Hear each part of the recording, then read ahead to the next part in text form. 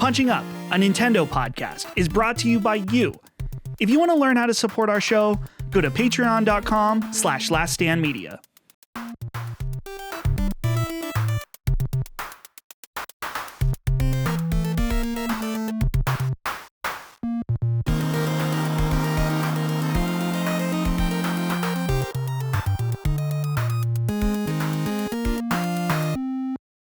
Hello, everybody. Welcome to Punching Up, your bi-weekly Nintendo podcast from Last Stand Media. I'm your host, Dustin, and here with me, I've got the whole crew back in action. First, I'm going to throw it to you, Gene. Gene, just hot off of a procedure, but still here to talk about Nintendo. And so I wanted to ask, first of all, how are you and what's going on? Good morning, Dustin, Dagan, Micah. Hello, everyone. Hey. Feeling good. I am actually still in recovery mode. So if you don't know, if people don't know, I had a lung procedure last week, where it's called cryoablation, where they basically stick a big old needle into my lungs and freeze the cells, the tumor cells, and everywhere around it. So I basically have a big old crater in my lung right now, in the lower right lung, and it was fine. It was a super easy procedure that just lasted for like 3 hours, and I was home by like 2:00. Wow. 2 p.m., which is awesome. But the doctor did say that side effects will last a little longer, and they might just pop up a couple days later. So I was like, oh yeah, totally, I'm fine, and I felt great. But now my back really hurts. There's a sore spot where they basically stuck me, and that's super hurting. And my throat is a little scratchy now too. So if I don't sound great or if I don't talk so much this episode, that's probably why. So, but thanks so much. You sound good. Yeah, dude, you sound great. And again, just we're happy that so far it seems like things are going good. I gotta say, you told me about the procedure a little bit, that they're basically, they stick the needle and they blast it out. Mm-hmm. It's modern medicine is still, it's not lost on me. It's like, hey, they froze blast a tumor out of you and you were home by before dinner. It's insane. It's obviously not fun, I'm sure, but it's also kind of amazing at the same time that that's where we're at. The tumor was small enough that they're like, we don't need to do any kind of surgery on this, because that would have been the other option if it was a lot bigger. But Nope, you can just go in there and freeze it like Sub-Zero, Right? Yeah. Well, Gene, we're happy to hear things went well with that. We're happy to have you back on the show, of course. Moving on over, Mama Micah, who now, I don't know, we talked about this maybe on Constellation, but maybe out of the honeymoon phase. It's been over 2 weeks now, so the happy days are over, right? Here's what happened, though. I'm going to say one thing. We're still doing great, but Colin put away the Halloween decorations yesterday, completely unprompted. He just took out a bin and he started putting away the decorations. So I'm wearing a Halloween sweatshirt today in protest because I wasn't ready. All right. I have a system. The Halloween decorations get put away when I put up Christmas. And it's partly just because our Halloween decorations are mostly the little skeleton boys and stuff like that, little pumpkins. It really can double as fall. So he left some of the stuff out that was strictly fall, but he's like, I want all the Halloween stuff put away. So I'm a little salty about that. I got my Halloween sweatshirt on. But, otherwise, I think we're still in the honeymoon phase. Good. I'm going to say I think we're still in that zone. Yeah. Well, that's good to hear. I can imagine Colin just being like, I'm tired of seeing this, Mr. Bones over here. He's got to go. And then he just springs into housework. I'm amazed he did housework to put stuff away. Yeah, that's where I was going. Yeah, right. That's the limit, though. He wanted those things put away, so he was like, I'm going to get rid of these. But otherwise, no, I don't think he's going to touch anything else in the house. I don't think he's going to start dusting. But yeah, if he wanted those Halloween decorations out of his sight, he got them out of his sight. Well, hey, at least it's something, I guess. But it's a little early. But, those are things you'll work out over the years. Some of that give and take, so to say. But Dagan, moving over to you, I started, what was it, when I was editing Constellation, Colin's go-to is like, we got Deslin or whatever his name is here from Infamous. And it's like, you're just wearing a beanie. Oh. You're just wearing a beanie. So I'm just going to say, hey, you look like Dagan Moriarty wearing an awesome Godzilla shirt as well. Thank you. How's it going? He did that to me like 3 shows in a row. And then by the 3rd show, I should have probably got, dug down, did a little research about what the hell he was even talking about because I didn't know. What's his name? Yeah. Desmond or Deslin? I'm trying to. Yeah, one of those two. Troy Baker. Yeah, I don't. Troy Baker. American Yeah, Troy that's Baker. his real name. Troy Baker. Right. Yeah, you're close regardless. Yeah, the honeymoon phase, Micah. If you guys, I'm just thinking, I'm laughing because Colin. I'm thinking like something I would do. It's like, wow, like Helene says, I never get involved with any of the decorating or any of the housework. That's kind of her thing. So I'm going to be proactive this time and start to put things away to get a little brownie points. I don't think that's where Colin was going. I think Colin was just aggravated they were still out. But I got to kind of coach him a little bit because sometimes it's better to just take a little bit of punishment of like you never help rather than help the wrong way. Helping the wrong way is worse. Oh, yeah. Right? Well, and I want to point out as well, like Colin has this thing where he wants all the holiday decorations. We got these shelves put in the garage. He wants them all to be up in the garage, up on these shelves. I don't like that because that means I have to ask him to get them later because you have to go up a ladder to get the bins down. I don't want to do that. So it's like, I'm like, just leave them in the holiday closet. We have a holiday closet. All the decorations are in there. It's perfect. And he has this thing of like, he wants that stuff in the garage, but I'm like, but you're not going to like it on Black Friday when I say you have to get the Christmas stuff. And you have 3 days to do it because I'm decorating, like first week of December, the Christmas goes up. I don't want to have that fight. So it's like, that's kind of where we're at right now. It's like, I'm trying to keep the holiday closet. I'm trying to hold that territory. Yeah. And he's trying to like push everything to the garage. He's got so much to learn. It's kind of entertaining to watch. Turf warfare going on. Yeah. It's amazing. And I hear, guys, that there's a live action Punching Up movie in development. Holy shit. Yeah. Who's going to play action Mama Micah? Dang. There's a lot. I want Halle Berry. Dude. I've thought before, I guess this wouldn't be a movie, but I've always thought, I think it would be so cool if there was a Last Stand documentary. Oh, yeah. But I don't know if I was thinking it would be cool, but also I don't know if it would be that interesting because it would just kind of show all of us in sweatpants, like hanging around in spare rooms, talking into expensive microphones, and then that's kind of it. So you say that, but do you remember the announcement video that Colin did a couple years ago? And like you had like action shots of him like playing hockey like in our driveway and like I mean that you made something out of nothing. Wait, you filmed that? Like here's yeah, I did with Colin in the shower. Yeah, here's a man just living. I forgot about that. That would be the lives of the members of LSM. Like, what do they do when they're not on mic? What are they out doing? Are they out in the street playing hockey like Colin? Is it me who last night I went and got One Piece cards from Target? And I keep buying these One Piece cards, but guess what? I don't know anyone who plays the game. So what the fuck am I doing? But I didn't know it existed. I just go and I know now. I saw those YouTube shorts where people opening Pokemon cards during the pandemic. I'm like, it's not me anymore. I don't need that. Then I open up my first One Piece pack and I get it. I'm like, oh, it's back. I'm back. I'm back to 2000, trying to get a Charizard. But this time I'm trying to get Doflamingo or something. Like it's do they limit those at Target, Dust? Like you can only buy so many, like the Pokemon cards, or is that? That might be over for Pokemon too, but there was a period where... Yeah, I remember because there was those fights and stuff. Oh, yeah. I don't think there's any limits, probably especially because I might be the only one buying them in all of Butler, I think. There's one guy that lives a few blocks down that has a One Piece wrap on his car. Which, dude, and he has it themed. I think it changes because when I saw it last time, it was a Halloween-themed One Piece wrap on the car. And he's got like stuffed animals. He's got a One Piece license. I'm like, this guy's legit. This dude. Wow. This man fucks, period.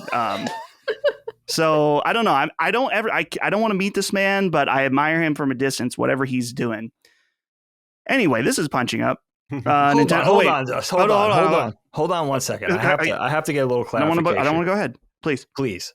Is this guy, does he have like a Fast and the Furious, like properly modified, riced out car, like a proper Sport Compact, or is it like a hoopty with the wrap?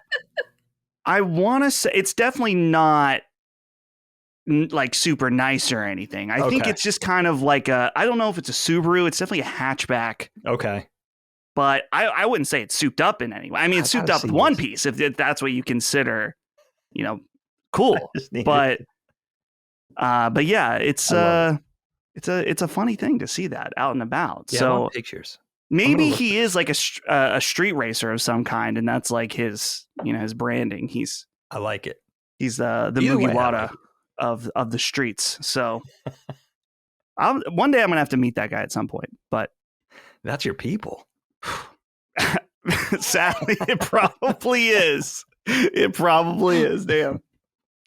But yeah, this is Punching Up, your bi-weekly Nintendo podcast from Last Stand Media. Thanks everybody for coming and hanging out with the four of us. We have a new show every other week. It comes out for everybody on Fridays on either YouTube or podcast services, whatever, Spotify, all that stuff. But let's say you need it a little bit sooner. You say, hey boss, what's going on? I need that Punching Up. You can go over to patreon.com/laststandmedia, where at $5 a month, you can get early access. And instead, you get it on Tuesdays, and then the audio is totally ad-free. So if that's something you're interested in, check us out. You can get access also to Sacred Symbols, Defining Duke, Knockback, Constellation, all that stuff. It's a hell of a deal for just $5 a month.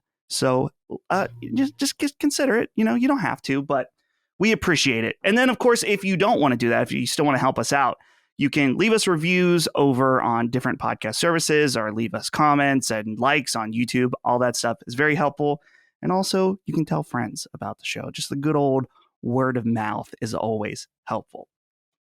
Guys, there's a big, big thing that happened in the world of Nintendo in the past 2 weeks. And that is the Legend of Zelda movie has formally been announced. Actually, I have my notes a little out of order here, but this is how the world found out. We have the return of This Is Miyamoto on Twitter or X or whatever. You may remember this was the tweet heard around the world when the Mario movie was formally announced, where we have Miyamoto himself taking over the Nintendo Twitter and saying this. This specifically was for the Zelda one most recently. He says, quote, "This is Miyamoto. I've been working on the live action film of The Legend of Zelda for many years now with Avi Arad-san, who has produced many mega hit films. I have asked Avi-san to produce this film with me. We now have officially started the development of the film with Nintendo itself heavily involved in the production. It will take time until its completion, but I hope you look forward to seeing it." So let's get into the details. I want to get all the details out, and then we can really dive into this. And I got that was the number one thing people wanted to write in this week about. So this movie will be produced by Shigeru Miyamoto and Avi Arad. I think I'm saying that right. Yeah. For those of you who don't know, Avi Arad is a Sony producer, and he has produced a lot of their Marvel stuff. So Amazing Spider-Man, Venom, so a Morbius. Morbius, yeah. Yes, So Morbius. a bit of a mixed track record in some different ways. I know that I have not seen very many kind things about him online, but I don't know much about him because I'm just not that involved with movies, but I wanted to provide that context. The plan is that this movie will be directed by Wes Ball, who really has very few credits other than he directed the Maze Runner movies, and he's the upcoming director of the Kingdom of the Planet of the Apes. That's the fourth movie in that new trilogy. He didn't direct any of the other ones, but he is directing this new one. There's a trailer out now. The screenwriter on this is Derek Conley, who has co-written all of the Jurassic World films, and he was technically a co-writer of Rise of Skywalker as well, the original Colin Trevorrow, that's his name, right? That original version.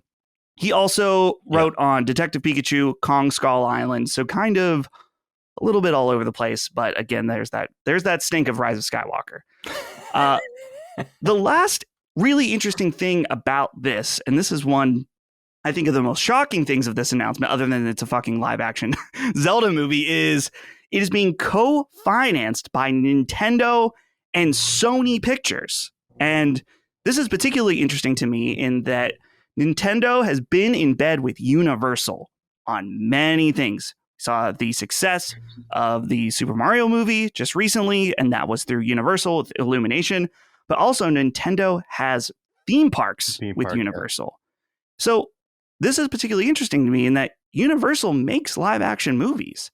They have the ability or the means to make a live action Legend of Zelda movie, but Nintendo went elsewhere for this one. So I've spoken enough. I've given you guys everything. Let's go around to everybody and just get our off the cuff reaction on this one. Gene, you're our Zelda boy who's been raw dogging Zelda for almost a year now on your 6 Nintendo Switches. How do you feel about not only just the Zelda live action movie, but the questionable details around it? Yeah, as a longtime fan and member of the Raimi memes community, the Sam Raimi movies of Spider-Man, we are very, very familiar with the works of Avi Arad-san, to the point where we're very bitter at him. We're very angry at him. There was a funny meme where everyone's like, "Oh, he's the producer of the Marvel movies," and every other Spider-Man fan, it's basically Ghost from Call of Duty, just like looking, just that meme. The side glance, yeah. I love Call of Duty memes. Like they just last so much beyond like the game itself. Like you forget that's even from Modern Warfare 2. He's just part of the atmosphere now. Mm-hmm. But yeah, Avi Arad is famously the guy who forced Raimi to put in Venom for Spider-Man 3 and Gwen Stacy, because he said, you can't just have Sandman and Harry Osborn. The kids love Venom, so you got to have Venom in it. And then so Sam Raimi had to work with Venom and Sandman and Harry Osborn, and that's why Spider-Man 3 ended up becoming such a mess. And that's why Amazing Spider-Man also started to spin up this whole Spideyverse that they're still trying to do, which is why Morbius and Kraven exist. Which is why you get shots of like the Sinister Six at the end of Amazing Spider-Man 2, because you're like, oh, look at this. This is there's the MCU, but we have our Spider cinematic universe, don't we? Dude, they were trying to get that Aunt May movie going at one point. Maybe. My God. I mean, if it's Marissa Tomei, then I mean, come on, my goodness.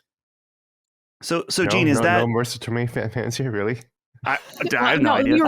The original Aunt May from the Tobey Maguire movies is way hotter than Marissa Tomei. Oh my God! Right? When they got her in the hospital bed saying her prayers, and she's in a little gown. All right, the window blows out. All right, you're telling me that didn't do something for you? It did something. So, I guess, Gene, would you say that that's probably the most concerning aspect of all this? And the fact that you got the guy who wrote Rise of freaking Skywalker, the movie that killed my interest in Star Wars completely. Completely, like decimated. like complete severing of my love for Star Wars. Yeah, that movie. So yeah, I'm very concerned. Has Arad produced some okay movies? Obviously, like Spider-Verse and everything. Yeah, sure. But a lot of these movies are very like, pretty much every movie is very loud and energetic and like lively, like hoo-hee, So it's like he's bringing that energy to a Zelda movie, and that doesn't sound like a lot of fun. This movie is going to have huge action sequences. It's going to have a very rushed story. And the third act is going to be like this explosive finale where Ganon and Link are just like shooting lasers at each other, and that's gonna be the movie. Like just bookmark this and come back here once you see the movie, and you're like, holy shit, Gene was right. It really did end in a laser match with Ganondorf.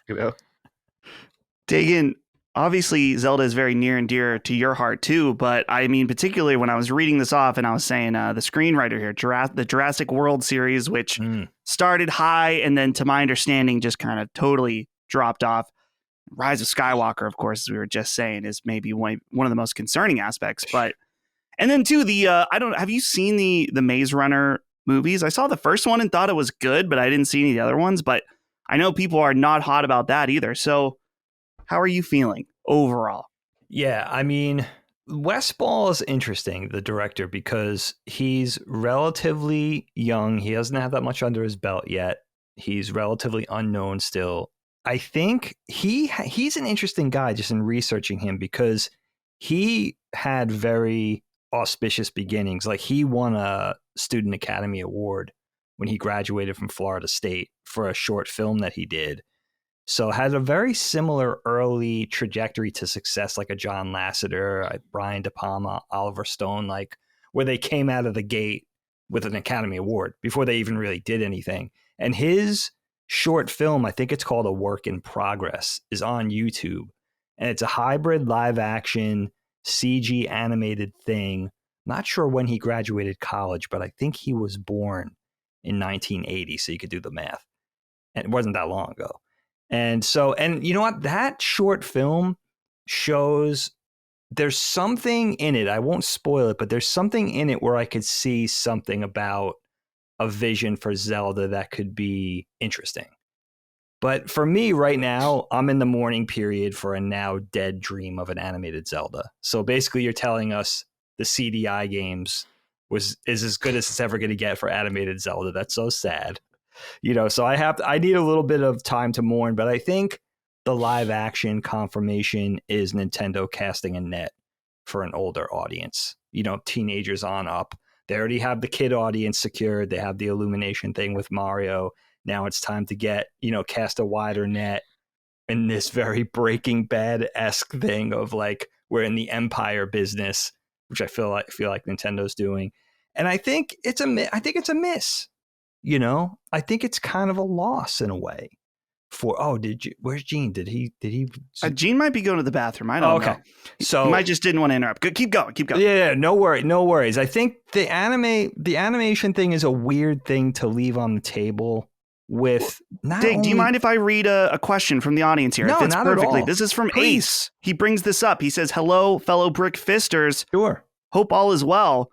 With the announcement of a live-action Zelda adaptation, I want to ask you guys' opinion on it being live-action at all. The assumption always seemed that it would be animated, which would make sense since there is a whimsical and fantastical nature to Hyrule.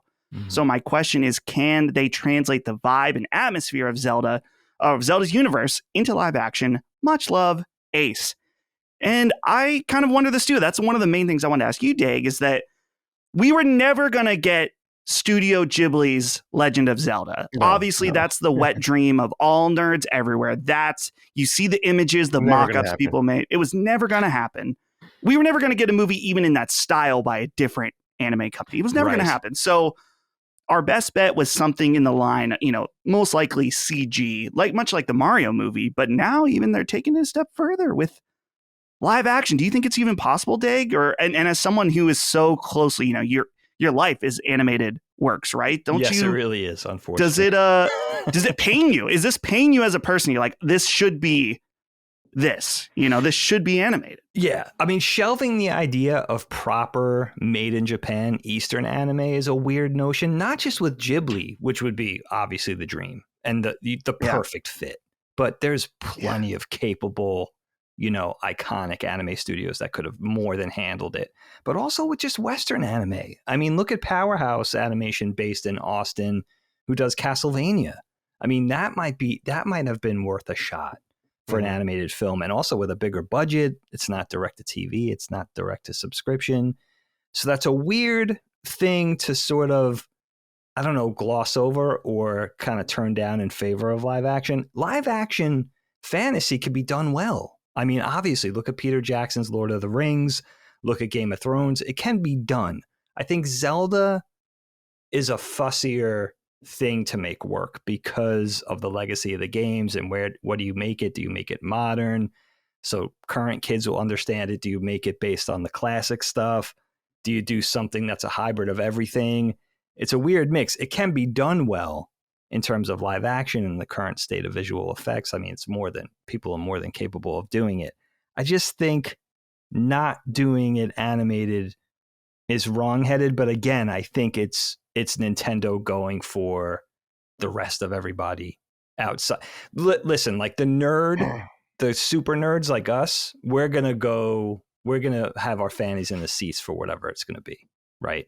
So they're thinking about a wider audience, civilians, say, right? Not gamers, not anime nerds. But I think, yeah, I really lament the choice. I have like Han Solo levels of I've got a bad feeling about this when it comes to, and it's not the live action thing. It's the adapting Zelda specifically for live action that I think, especially for a film where it's like one and done, like you have 2 hours to make this work. It's not a mini series. It's not an episodic thing where you could build it over seasons. It's a pretty massive undertaking.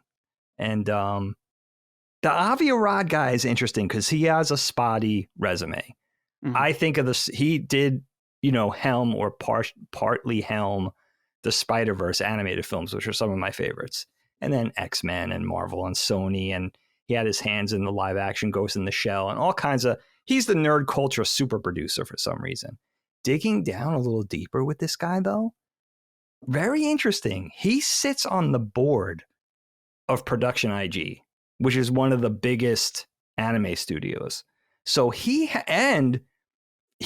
supposedly, the ball is in his court for the TV or film adaptation for Metal Gear Solid as well. So he has a lot of pop culture. A lot of these, Kojima, Nintendo, obviously, Production IG, who has some of the biggest anime franchises, he has their ear. So there's something about this guy that people trust. And again, he has a spotty resume in terms of quality, but there's something there where this guy he seems to have his finger in every pie. Sorry, I hate that expression, but he really does. So it's a really interesting, and Miyamoto is going to be presiding over this too, which there's some semblance of trust with that, right? Although Nintendo's obviously done the live action Nintendo stuff very strangely in the past. I don't think they'll do that anymore. They seem to, I think the taste and sort of the, I think they know they're responsible for producing a certain level of quality now, right? But yeah, man, I think this could go wrong in a lot of ways, and it's going to be interesting to see how it plays out. Micah, let's bring you in on this. I want to provide some context of what I know about how you feel. Last night we were talking about when we were going to record, and you said, "Oh, there's not a lot to talk about." I said, "Wait a minute, we got Zelda," and you said, "Oh, this was your exact quote. Oh, I completely forgot about that movie because I don't care." Strong words. So I'm curious, how are you feeling about this?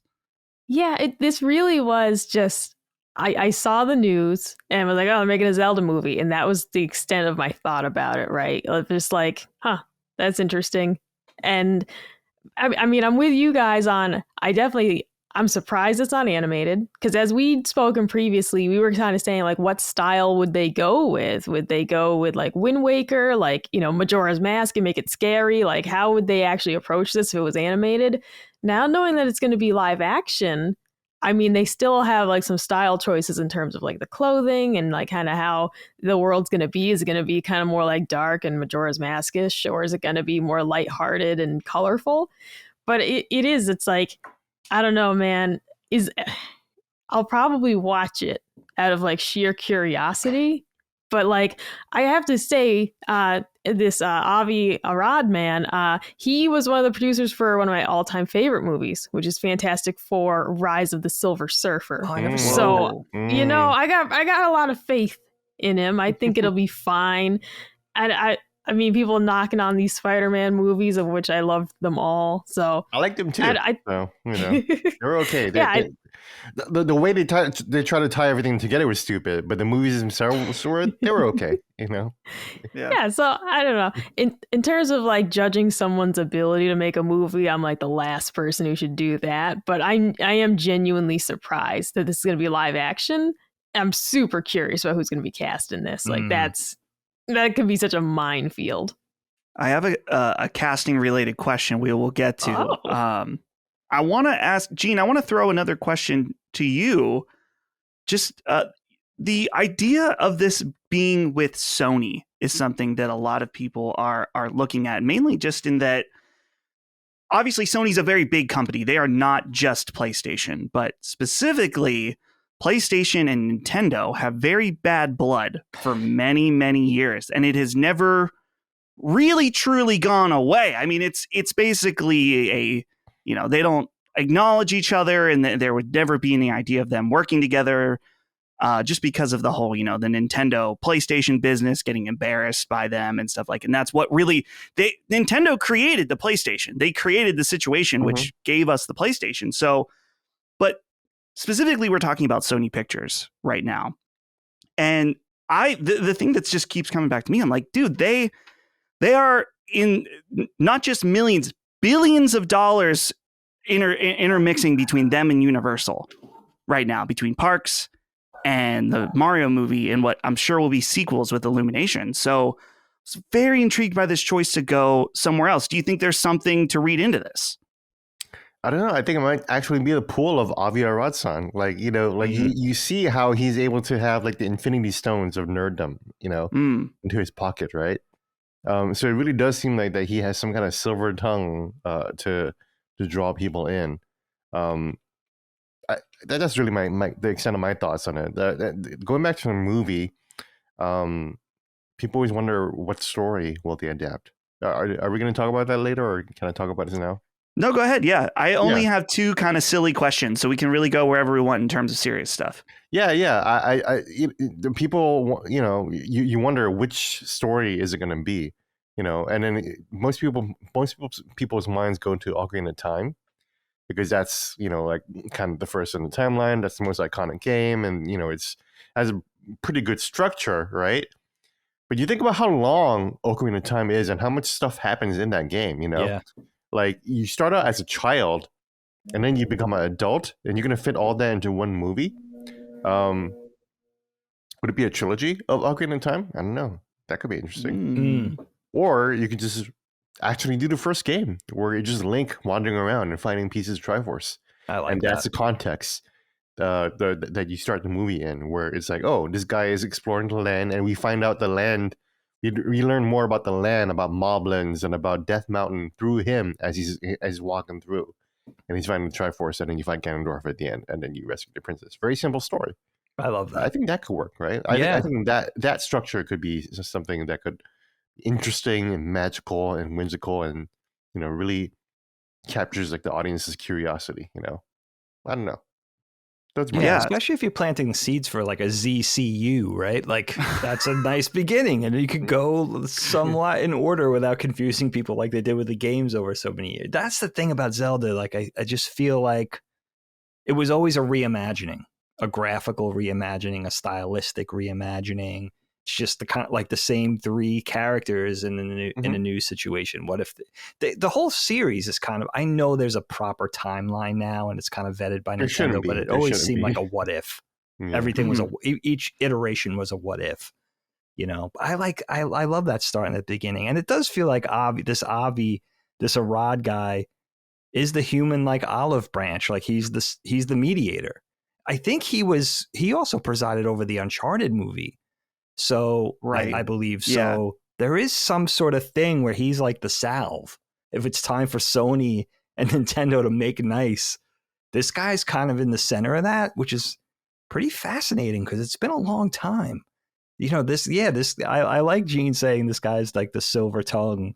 This guy's like the great diplomat, nerd culture diplomat. So maybe there is something to this guy. And, I'm usually not that fascinated with the producer. I know I'm very biased. I'm more of the, I'm an animator, so I'm a guy in the trenches. I'm not on the producer side of things. I usually give a lot more sort of resonance to the director and the creatives necessarily. But this guy, there might be something to this guy being instrumental in this that makes it work, and maybe is kind of tempering my doubts a little bit. But I don't know. I just think there's so many. It's like they have to do it so perfectly, and they're serving so many masters. It's like, where do you even go with this thing? And it's like one of those things where you're like, this is so like onerous of an undertaking that it just seems so problematic. Like, you're never going to please a large percentage of the people. There's just too much expectation. There's too many different ways to go. It's bold. I mean, we knew it was coming, but I mean, the animation thing, do you guys remember there was an animation studio, I think now ill-fated Hong Kong-based animation studio called Imagi. They did the Astro Boy movie. They did the 2007 animated CG TMNT movie. Oh, I think they had the yeah. Gotchaman CG movie in production before that was canceled, before they finally went under. But they pitched Nintendo, and sometime in the aughts, they pitched Nintendo a full-on CG animated Zelda film, and they put together an entire show reel, like a 3-minute show reel of how this thing could look, and Nintendo turned it down. Now, it's not the best, especially being 15 years old now, but maybe Nintendo was never going to do, maybe that was the sign a decade and a half ago or so, that Nintendo was never going to do an animated Zelda, that they really wanted to. I think it's the one property that maybe it's the one Nintendo IP that really lends itself best to live action in many ways. So maybe they were always going to stick to that. No, Metroid. Metroid is the one, actually. Oh, that's another one. Come on. that would be amazing. Yeah. It's funny just reading, and we're going to get into this in a few minutes, about their like quarterly reports and how they view all of these different projects, in that they're like, I mean, I guess this is very corporate and I guess very obvious, but it's about building the brand of their different IPs and how they have like a graph of the arrows and how they funnel into their core business. Wow. And that these It's are games. the things It's that about all the games. They want to it's sell about the the games. Yeah. And so clearly they there's ambition for Zelda. I think you're right, Dagan, in that it is one of the ones that would lend most to being live action. And I think it also, while all the Zelda games overall, I would say, have a pretty basic story, and that's okay. I mean, it's Nintendo's folktale that gets retold in many different ways each time. But I guess it does have that epic Lord of the Rings like potential, I think, in a lot of ways. And hopefully it doesn't end with a laser battle between Zelda, Ganon, and Link. We'll say that. We'll keep it inclusive, all three of them. Oh yeah, because the woman they're gonna MJ Zelda, Yeah, MJ Zelda. She's gonna have all its power. Mm-hmm. And I'm not saying that's bad. I think that's cool, because look at what they did with Princess Peach, right? Sure, right. Princess Peach was a fighter, so they're gonna yassify Girl Boss Princess Zelda some way. Girl Boss sure. Zelda. Yeah. Yeah, that is 100% what's going to happen. Yeah, totally. The question is, it's gonna be a 3-way laser battle with Girl Boss Zelda. That's gonna be the fucking movie. I'm telling you guys right now. The one thing, I guess the last thing I'll say, and then I'll open up if you guys have anything else before we do these two silly questions, is that all of this sounds bad to me, right? The producer is probably wrong, the director's probably wrong, the writer's probably wrong. But the thing that when I think about all this, I think about, what is it, 3 or 4 years ago? I can't remember when it was, when we got a tweet that said, "This is Miyamoto." And then he announced the Super Mario Brothers movie with Illumination. And it was all wrong at the time. The Minions team is going to be taking over doing a Mario movie.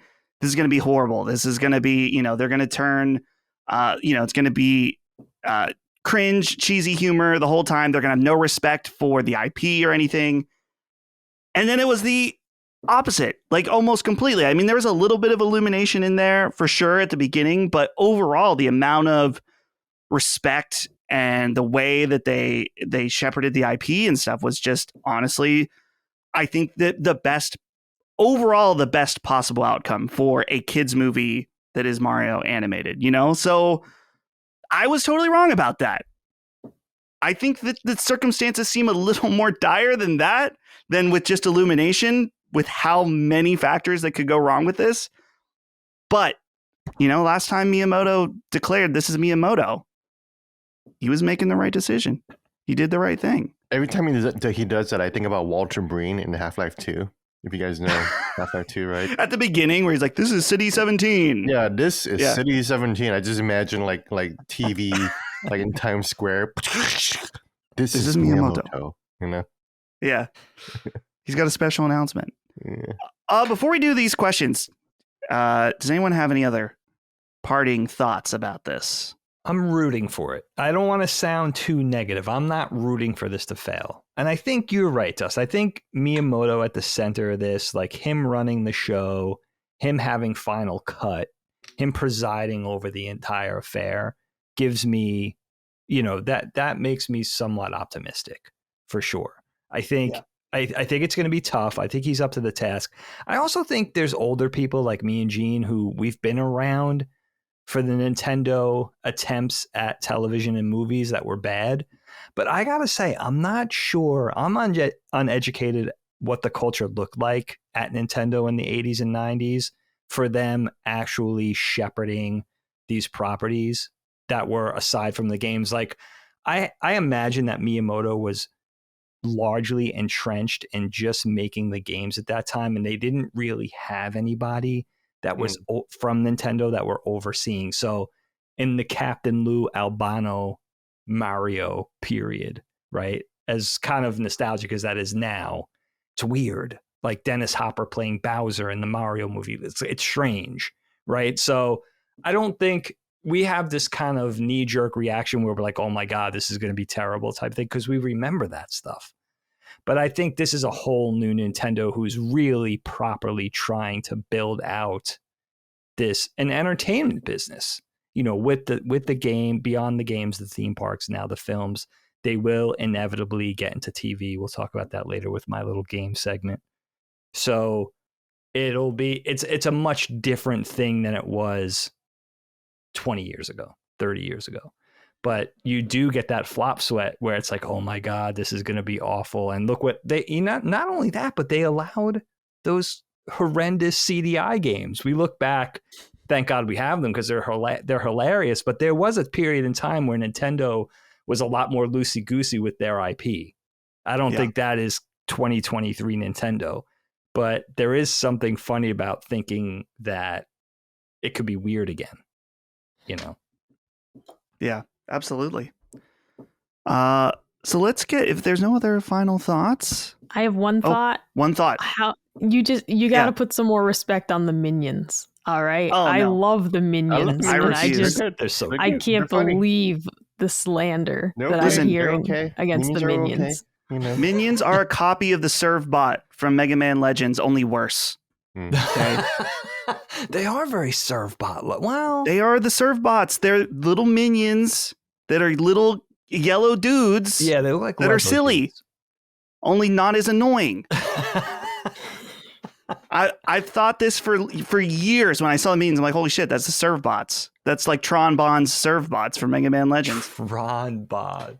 I'm with Mike. I like Illumination a lot. I'm glad that sort of Mario and Nintendo actually made them a household name, because they were always in Pixar's shadow. And I think they do very high visually. They do very high quality, beautiful work. And I can see them being Nintendo's go-to for CG, even Mario. I'm not sure if it could have been anybody else. It worked out, but yeah, I don't know what the live action equivalent of an Illumination is, but we're gonna find out.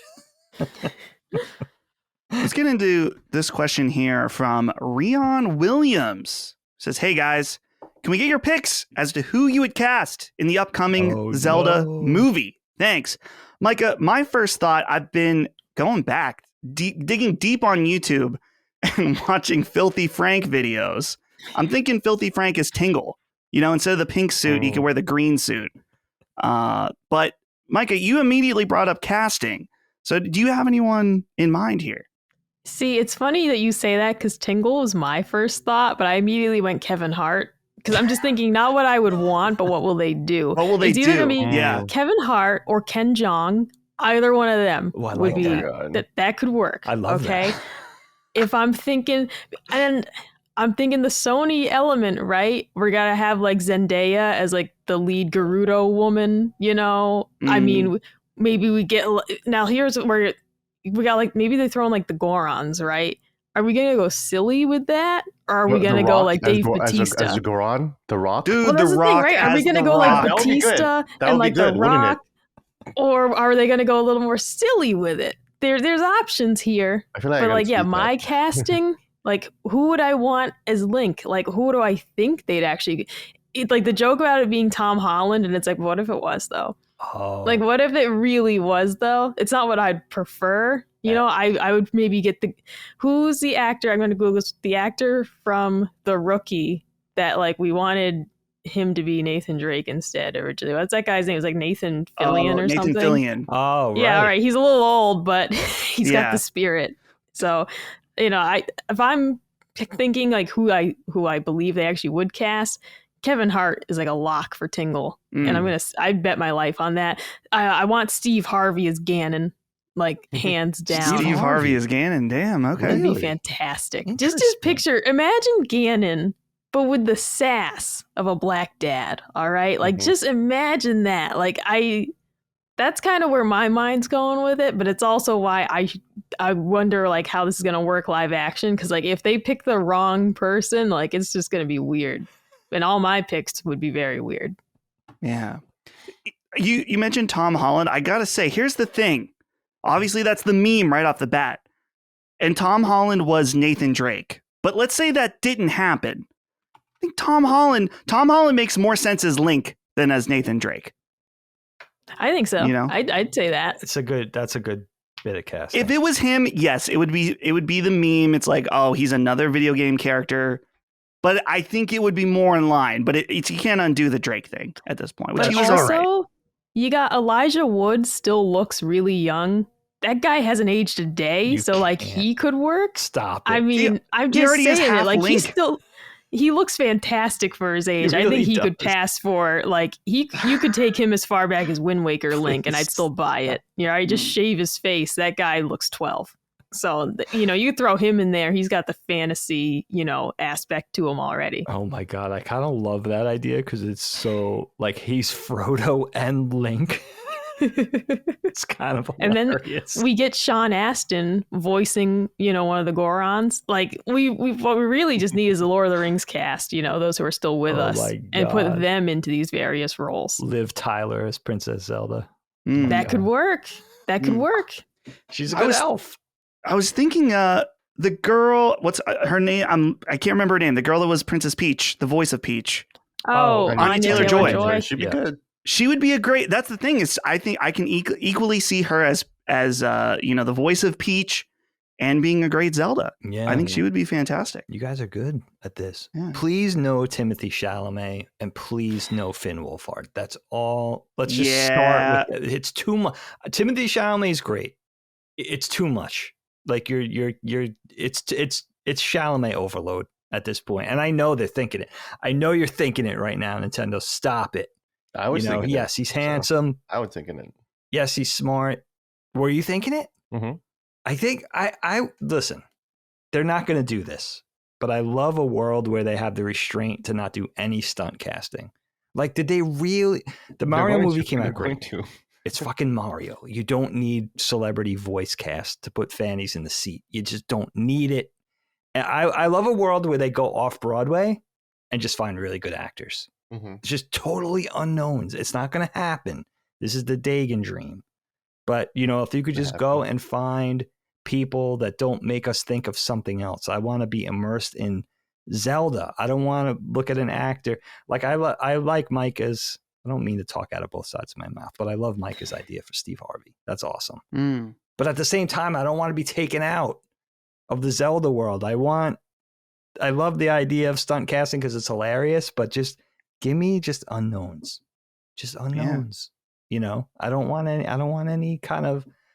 baggage coming into this thing. It's too important. Yeah. Meanwhile, I think they should just lean into Micah's Steve Harvey casting and just have cancel Avi Arad and have Tyler Perry produce. His own movie. I love it. Medea's Ocarina of Time. Yeah, no, we just have Tyler Perry playing all the roles. Exactly. He's the new Eddie Murphy with that. So we just have him like playing all the roles, and also, yes, he would absolutely. We'll put Medea in there. Yeah, of course. I mean, Tyler Perry's Medea's Majora's Mask. Yeah, Medea's cinematic universe. Let's get into this other question here from Jordan Fugate. I'm going to say that's right. Hey, Nintendogs!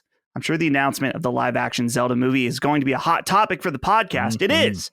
One thing I'm curious about, though, is everyone's thoughts regarding Link's attire for the movie. Should he be coated in his usual legendary green attire, or go with his new Breath of the Wild ensemble with the blue top and the tan pants?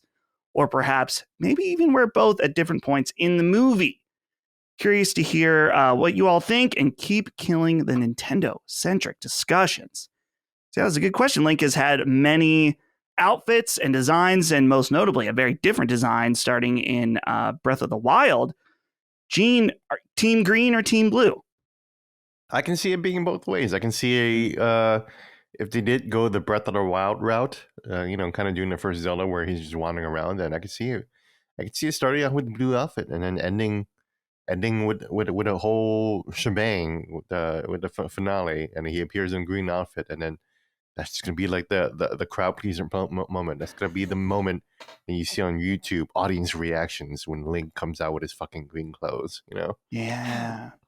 That's It's gonna be huge. I'm gonna love it. I'm gonna love it. I don't care. So Yeah, I didn't even think about that. Have him. I think it makes sense that modern, kids now that grew up only playing either Breath of the Wild or Tears of the Kingdom, think about him in the blue tunic. So you can start with that. It's like, oh, is he gonna wear the greens? Is he gonna wear it? Was he gonna put it on? The hero of time, is he gonna wear it? And then that's the moment at the end. Yeah, that's when all generations stand up and cheer. There you go. Yeah. Dag. I mean, do you like this idea? I'm old. Give me the green tunic. Give me the Minish cap.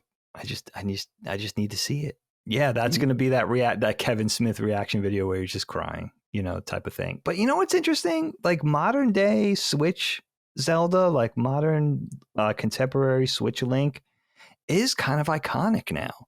It's an awesome look. I love it. And I do think they're probably going to go that way just to cater to what people know now. I think old school Link maybe is kind of getting lost in the shuffle that modern Link has become sort of a thing. It's, when you walk into Party City and see the Link costumes, you just immediately get it. It's iconic now, just like the old Zelda was iconic previously. So I love the idea of that's just like classic Link, but it might be a little goofy for live action. So, it's I think the newer look lends itself well to a more grounded Lord of the Ring-esque, Tolkien-esque world. Micah, maybe we're looking at this all wrong. Maybe this is going to be a more in the line of the original Mario Brothers movie from the 80s, where this is a modern retelling of the Legend of Zelda story. So maybe Link has, I don't know, green jacket, modern look. They just want to, spit in the face of everybody. So something new, perhaps? I hope not, only because that would just imagine Link, he's wearing like tan cargo pants, green Converse, like just picture how they would lean into that. Cause that's a valid point. He's wearing like all Adidas, Yeah. I mean, really, like they honestly could do that and it would be disturbing. And that would be like the worst nightmare, would be like that they went modern with it. I think that they have to incorporate like the original outfit in some way, but it's true that the new style from a costume design standpoint would be 10 times better just because of the intricacy like of his new outfits. And also, I mean, like when I think Breath of the Wild, I'm thinking of people running around as like shirtless Link as well. So like they really let you customize the character. They let you kind of play around with it. Like his style, as you could say in the newer games, is more prominent. But when you look at the older games, it's like they would need to kind of jazz up that outfit to make it not look goofy, kind of like Dagan said, of like if he's just wearing a plain green tunic and like a brown belt and little pants, it's like it's going to look dumb in live action. So like you couldn't have something so simplistic, I don't think, without it looking a bit silly. So I'd be interested to see how they would kind of dress that up a bit more, like from like a costume design standpoint. Like how do you incorporate that without it looking dumb? Because it easily could look dumb if they were like, we're going to go over like very exacting of like what this looks like. I mean, that could just be a disaster in itself. So that, as we've said, like I'm dying to see what this is going to be, like what it's actually going to look like, the tone, the style. Yeah. It's so all over the map and what it could end up as. I have no idea what to expect. Yeah. Dude, maybe it's the time for the white pantyhose, like, Ocarina of Time. Yeah. You know? Yeah. I think we could be onto something with that. But so that's probably good place to put it for now for the Legend of Zelda movie. This is going to be years in the making for this show that we'll be talking about it. So I'm sure we'll have more to report on at some point. But for now, we'll leave it at that. But guys, I have a little bit of breaking news, which I actually knew this was going to break while we were recording. But we don't have to dwell on this too long. But the Game Awards 2023 nominations are out. We're not going to go over all of them. Number one, because I'm not able to go through and see all the ones that Nintendo games were nominated for, but can at least quickly talk about the Game of the Year category, with Nintendo having 2 games in the selection. So we'll just name all of them. I'll do them in the order here on the site. Here are the nominations: Alan Wake 2, Baldur's Gate 3, Marvel's Spider-Man 2, Resident Evil 4, the surpriser for me. And then Nintendo pulling in 2 noms with Super Mario Brothers Wonder and The Legend of Zelda, Tears of the Kingdom. So I would say this list is almost exactly what I expected, except I had Final Fantasy 16 in there instead of Resident Evil 4. Resident Evil 4 being a remake in there, pretty interesting. But yeah, Super Mario Brothers Wonder and Tears of the Kingdom. I think Tears of the Kingdom was always a lock, but Wonder, I don't know. It's Wonder, yeah. So Gene, how are you feeling about these nominees? Do you vote for this? I do not. The Washington Post does not allow our journalists to vote for like awarding committees and everything like that, which is so stupid. But whatever. Dang. So yes, I do not vote for this. The nominees themselves, like I told you, Mario Wonder was going to be a Game of the Year contender. I was right. Yeah, I'm a little surprised at the lack of FF16. And personally, and I'm not surprised at the addition of Spider-Man 2, but if I were going to replace one, it would be Spider-Man 2. I think that is probably the weakest game out of this bunch. And I would put Final Fantasy 16 there instead. I had problems with FF16 too, right? But I think generally it's just a more interesting game than Spider-Man 2 was. So I don't know. Yeah. The highs of Final Fantasy 16 are so high. They're like iconic high points unforgettable stuff of gaming. That happened out of the game, for sure. Yeah. Really. Dang, how do I feel about your boy Mario pulling in? Again, what's interesting, this has happened before, a Mario versus Zelda in the Game of the Year with Breath of the Wild and Mario Odyssey. So how do you feel? Oh, right. Yeah. So that echoes that whole thing. I mean, Tears was going to be hard to beat, but I just like Wonder being in the conversation, especially coming in so late. And we'll talk about it when we talk about the games we're playing. But I like it just being in. It wasn't going to be Tears of the Kingdom. There's no way. And I agree with that. But just the nod was good. Final Fantasy 16 is a weird one not to include. I wasn't even going to start it this year until Colin started saying how amazing it was, which he usually doesn't gush to that degree. So I was like, I have to see, and I'm barely dipping a toe in, but I had to start it just based on the sentiments coming from him. And I have to say, Dust, Resident Evil 4, maybe Alan Wake 2, I'm not done. I'm loving it. But RE4 might be the most fun I've had with a game this year so far. Yeah. It was just so fun. I'm glad it was. I'm glad it got a nod. Yeah. I always think about, I don't know, there's people that are like, it shouldn't be nominated, it's a remake, and I don't agree with that, but I kind of see it at the same time where I was like, well, they were starting off of something, but it's not like it's just a remaster. They rebuilt the whole game. So in that sense, I'm like, yeah, it should be eligible, but it's definitely Capcom should be awarded for their ascension, I think, a little bit. I know you shouldn't really do it that way. And maybe if Capcom wasn't trending so high with the quality and just sort of like hitting, but I like that, especially because it's Capcom, I'm a little partial. I'm a little biased, but I like them having an entry in there.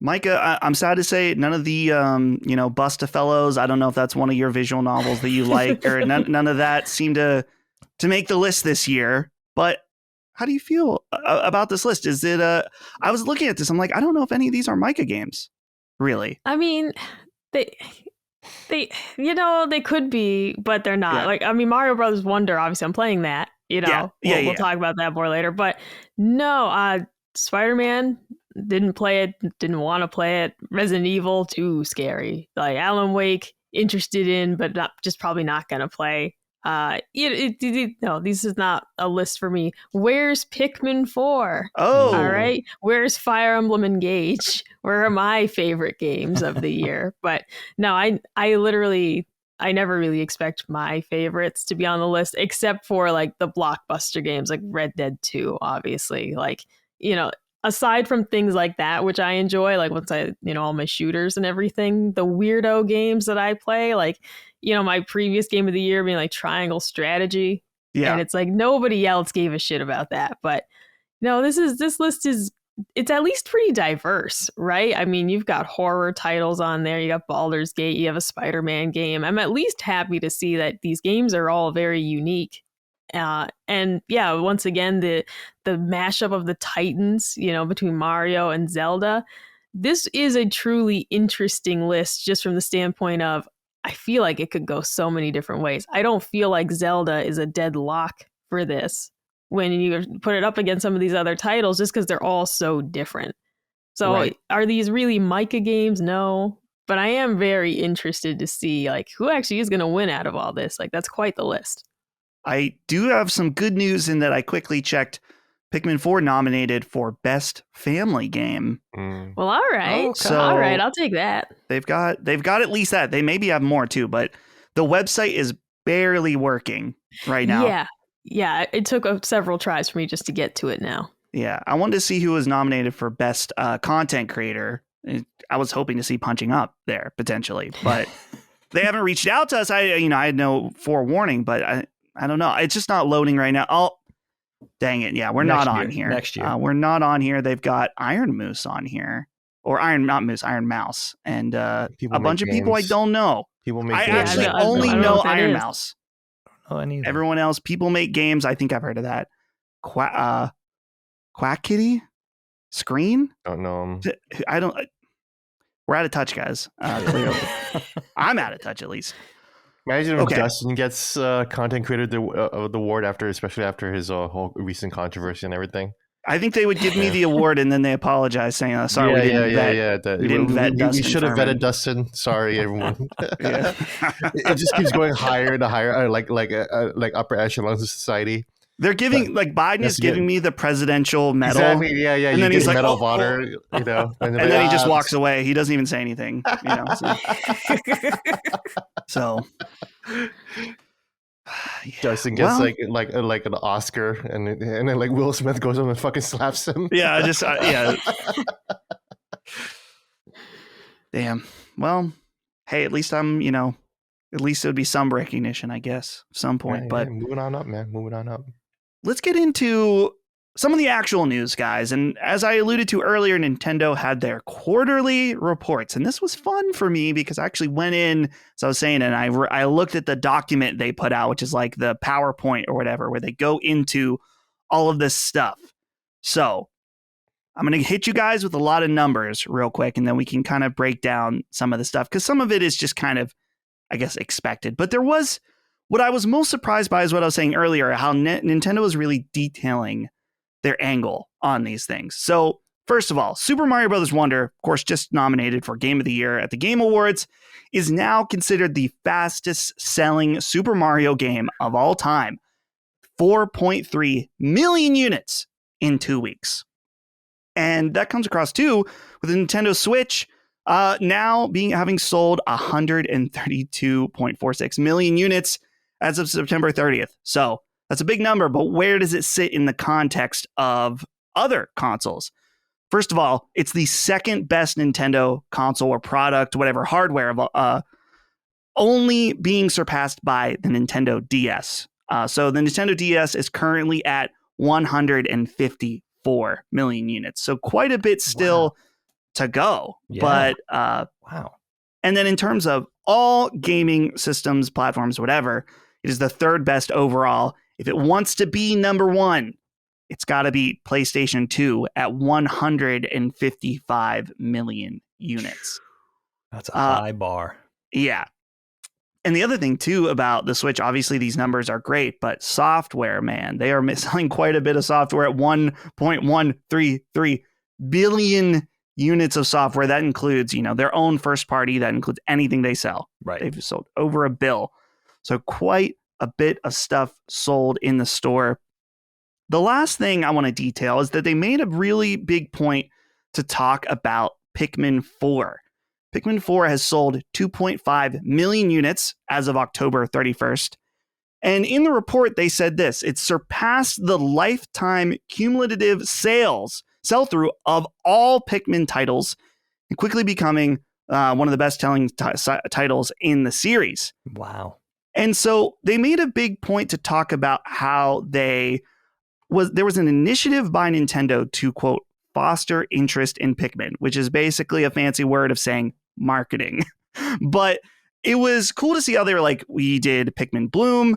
And I saw these in Japan. They had these in-train videos where you would see like ads for Pikmin, which were playing all the time. Like I would see Pikmin in the train.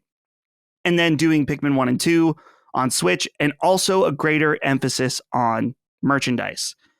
And I guess the thing that stuck out to me is that they kind of, I think, were at this and looking at Pikmin, and they're like, okay, so we have an IP that's done decently well, but has always been kind of on the smaller side.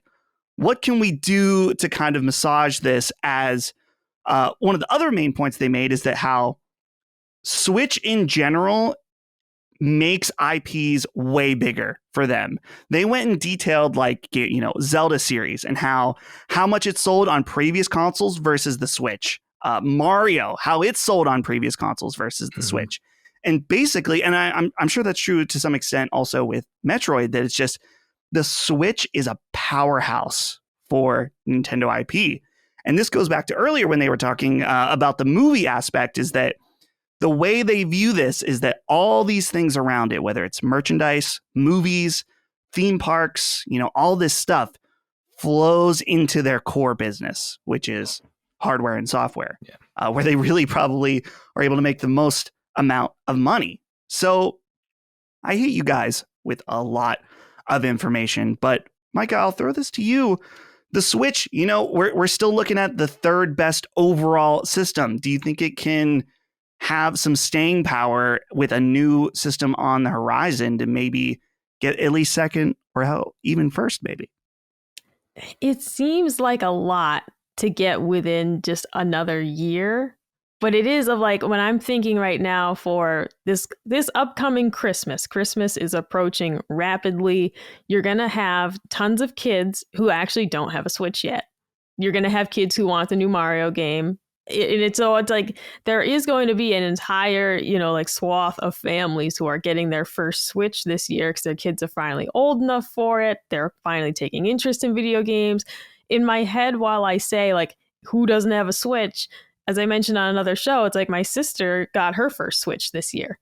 And so, that was like earlier in the year, back in like February.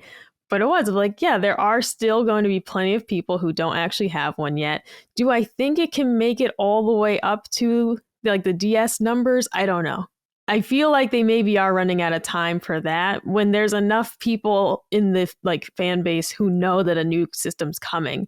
Like I had told my cousin, for example, her son was asking about, he wanted like a 3DS. And I was telling her like, don't get into that ecosystem. That's old. that those games are going to be expensive. Like, do not get into that. And I was like, does he have a Switch? And she was like, yes. And I'm like, yeah, that's what you want. Like, you don't want to go backwards for this, you know, for a kid that's only like 8 years old. You don't need to be spending money like that on games on an old system. But it's like, and then I told her there will be a new Switch next year. So if you're thinking about getting him this other console, just know that he's going to be asking you for whatever they come up with next year. And she's like, oh, I had no idea. So there's definitely going to be tons of families still buying Switches for this holiday season, getting caught up on the games that came out. Obviously, yeah, Pikmin 4, fantastic family title, Kirby and the Forgotten Land. Like, if you didn't have a Switch yet and you were getting this for your kids, there's so many games to choose from. But I don't think it's enough time for them to actually like get to that number 2 spot, you know, and like beat the DS. It just seems like it's too short for what we already know, for what the like more hardcore fan base of Nintendo already knows. I don't think it's going to happen. Yeah. So, I guess in transitioning over to, you know, I want to throw this to Gene now. One of the things Nintendo said in this document, which it's a lot. So you don't, I'm not going to like reference this totally page by page, but in the quarterly report over at page 50, there's an entire page 53. And literally all it says is new titles will continue to be released for Nintendo Switch. That's all it says. And then a little later on, it talks about they have a page on page 57, the future outlook. It says Nintendo Switch will enter its 8th year. New titles will continue to be released. And then the last point, maintain and expand user engagement with Nintendo Switch, maintaining business momentum.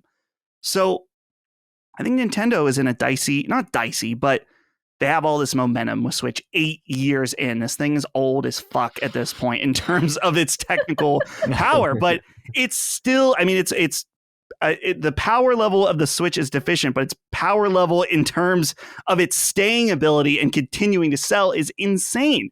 And so Nintendo is looking at this and it's like, well, maybe we do need a new system, but this is not going to be there. I feel like they're setting the stage. They're like, no, we want the new system, at least for some period of time, to live alongside the Switch. Does that make sense to you, Gene?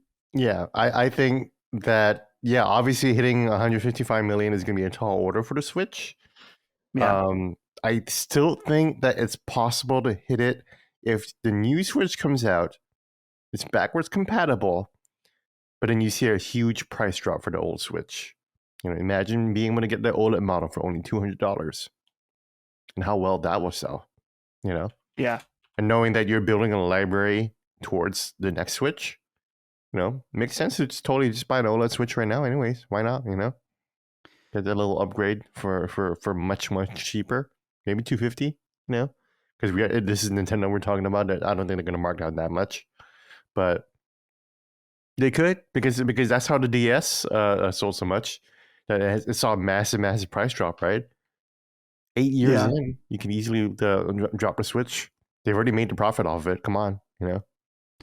Part of me wonders, I'm looking on Wikipedia where they have the best-selling, you know, game consoles of all time. They combine sales of Game Boy and Game Boy Color. Mm-hmm. I wonder if they could try to put this as some kind of, hey, this new Switch, it does play its own games, but it's still part of the Switch family. And so they can get away with like, oh, the Switch family is the number one selling console of all time. But Nintendo does love confusing marketing. I mean, that's kind of the whole name of the game with them is Nintendo DS, Nintendo 3DS, Nintendo 2DS, Nintendo 2DS, you know, all this shit. New Nintendo 3DS XL. New Nintendo, yeah. So annoying. The DSi. DSi, it's, oh my God. You know, even just, I mean, Wii and Wii U, I don't think the marketing killed the Wii U, but it was definitely a major factor in it. So, Dag, obviously I want you to take this any direction you want, but that one thing that really stood out, Mario Wonder, the fastest selling Mario game of all time, 4.3 mil. I mean, that's got to be some momentum from the Mario movie. And I mean, you have the momentum of the Mario movie and the Switch. Good point. Combined. Yeah. It's crazy. Yeah. And I think it was time. I think it was just time. People were ready for another Mario game. I mean, it's been a while since Odyssey. Odyssey was pretty awesome, but it was definitely, I think it was good timing. I think that was part of it. And I agree with Gene. Like, there's something in this where it would be super classy if the culmination of all this was sort of the announcement or the reality that this was going to be the new one was going to be backwards compatible. That would be such a warm and fuzzy sort of consumer friendly way to kind of pass the baton in a really smooth fashion and say, you know what, everything you're doing now is going to be relevant. All the purchases that you're making, if you came late to the Switch, welcome. It's all going to tie in and just kind of roll over to this new thing. So you're not going to be left in the dust. You're not going to be spending your money on something old when we're on the cusp of something new. I kind of love that. I don't know if Nintendo's going to go that way. I really don't, but I'm hopeful. And it makes sense about selling so many copies of Mario Wonder. Not only because it's awesome, but I think there's something about what's happening as of late, especially in 2023, where people just know that they're getting quality. They're kind of reassured that anything Nintendo is going to be money well spent. So there's something in that, I think, and just their momentum, like you said, Dustin, their rhythm and sort of being really emboldened by every announcement, whether that's games or otherwise. There's just something. They're just this. There's the snowballing. You know what I mean? The snowball's running down the hill, just getting bigger and bigger. And I think people know it. And I think I wonder. This is what I wonder.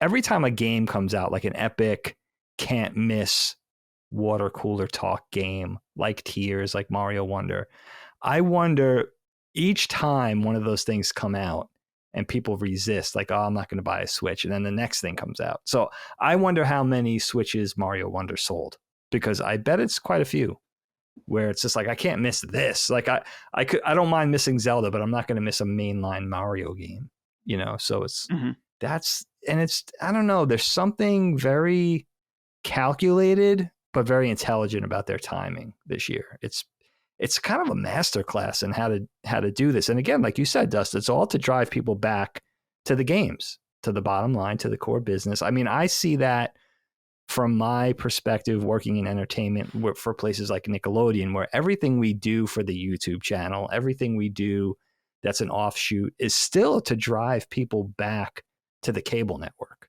It's all to drive kids go watch Nickelodeon, because I think in our ecosystem, we know cable's dying, so we're kind of trying to suck up the last vestiges of it before it's gone. With Nintendo, that's a stark reminder of, like, it's all to get people back to the games. That's their core business, and it all feeds into that. So I forget that sometimes, where it's like, yeah, it's all to get you excited to go play. And right. I like that they're honoring that still too, and I hope it continues that way, where they don't get so multifaceted where they lose what they're, why we're doing this, why we're having these discussions in the first place. I think a different company would have done something where you have the movie and then they make the Super Mario Bros. Movie the game, right? Something like that, right? Where it's like, oh, we're expanding to other media. We need to reflect that in our core product. Right. And I think that there was comments in one of these interviews that they did about Super Mario Bros. Wonder, where they said, with Wonder in particular, we wanted to reflect how much more fluid the animation was when you saw Mario in the movie. And we wanted that to kind of be an echo in Super Mario Bros. Wonder. And you can really feel that, but it's not like the Super Mario Brothers movie. It's still, Wonder is very distinctly its own Mario game in itself, as far in terms of how the characters look. Mario has style again. It's great. So to see them do that so well is awesome. Micah, in terms of Pikmin 4, you kind of case in point are the effective where Nintendo was fostering interest in Pikmin. It got someone like you, and it got, well, I guess Holly got in at Pikmin 3, but so a little earlier, but it really goes to show this idea of Nintendo says, hey, we've got IP that was somewhat successful in the past, we're going to make it a powerhouse on the Switch. And I think Pikmin 4, I mean, selling 2.5, more than the combined of the rest of the series is insane. And it just goes to show like how they, again, it's fancy words for marketing, but it's more than that when it includes products like Pikmin 1 and 2 that are welcome on the Switch and that you enjoyed a ton, right? Yeah, so because as a reminder to the listeners, I had never tried Pikmin until the demo for Pikmin 4 came out. And I got so hooked on it that I went and got the Pikmin 3, Switch edition, played that like rapidly because it was just so much fun. And then when Pikmin 4 came out, played that. And it's like this completely got me hooked on the series. I bought the first and second one for Switch. I'm saving those for Christmas break. But it was like that got me. It got me into this series that I had previously missed out on, this series that I had before said, I don't know if that would be for me, but they do the demo. I love demos. I mean, number one way to sell me a game is give me a demo of it. And half the time I'll be like, oh, this is great. But it just was like, they totally got me with that. And I'm happy to see how successful it was.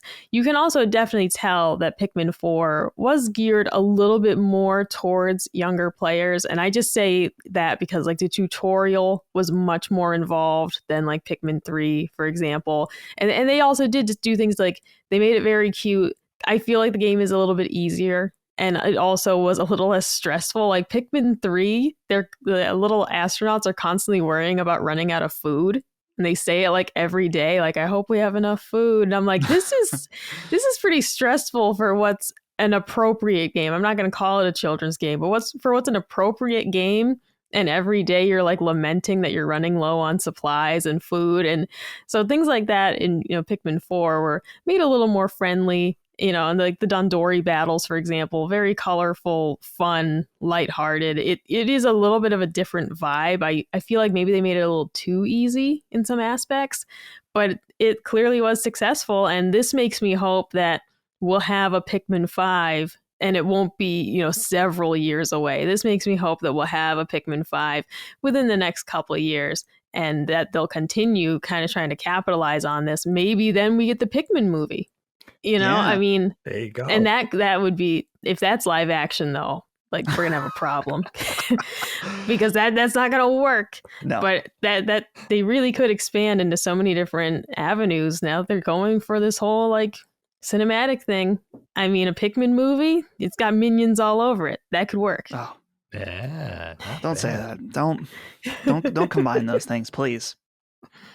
So anyway, Nintendo is doing really well. Obviously, and they, I think the thing right now, just to, kind of cap this off, is just thinking Nintendo's doing really well. They've got so much momentum in so many different angles, and they are really.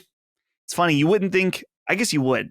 Making a new console is, I think, a very, very risky move for them, but it's one that I think is, necessary for a lot of their core audience. Obviously, they've got a lot of people that aren't going to care about the power factor, but at some point they got to bite the bullet and move people over to a new platform. They've held out for 7 years now, which is insane in modern terms of console lifespan. So check out that, dude. I gotta say to everyone in the audience, if you're curious, check out the actual quarterly report, because it sounds boring as fuck. Like, who wants to read a quarterly report from a giant corporation? Somehow they've even Nintendo-ified that, in that it's, very clear and concise and really can give you a lot of insight to how they view all the different arms of their business. They use their Nintendo font too. It's very yeah. I like that. Have the visual stand. I mean, I would argue, has Nintendo ever gone out, like sunsetted a console generation with this much power, like being this on top? I'm not sure. No, it's pretty amazing. Yeah, it's you're right. Actually, maybe NES to Super Nintendo. NES, maybe since I the feel early like 90s, yeah, but I feel like they should have never let the. Well, Super Nintendo was pretty dominant, honestly, too. So yeah.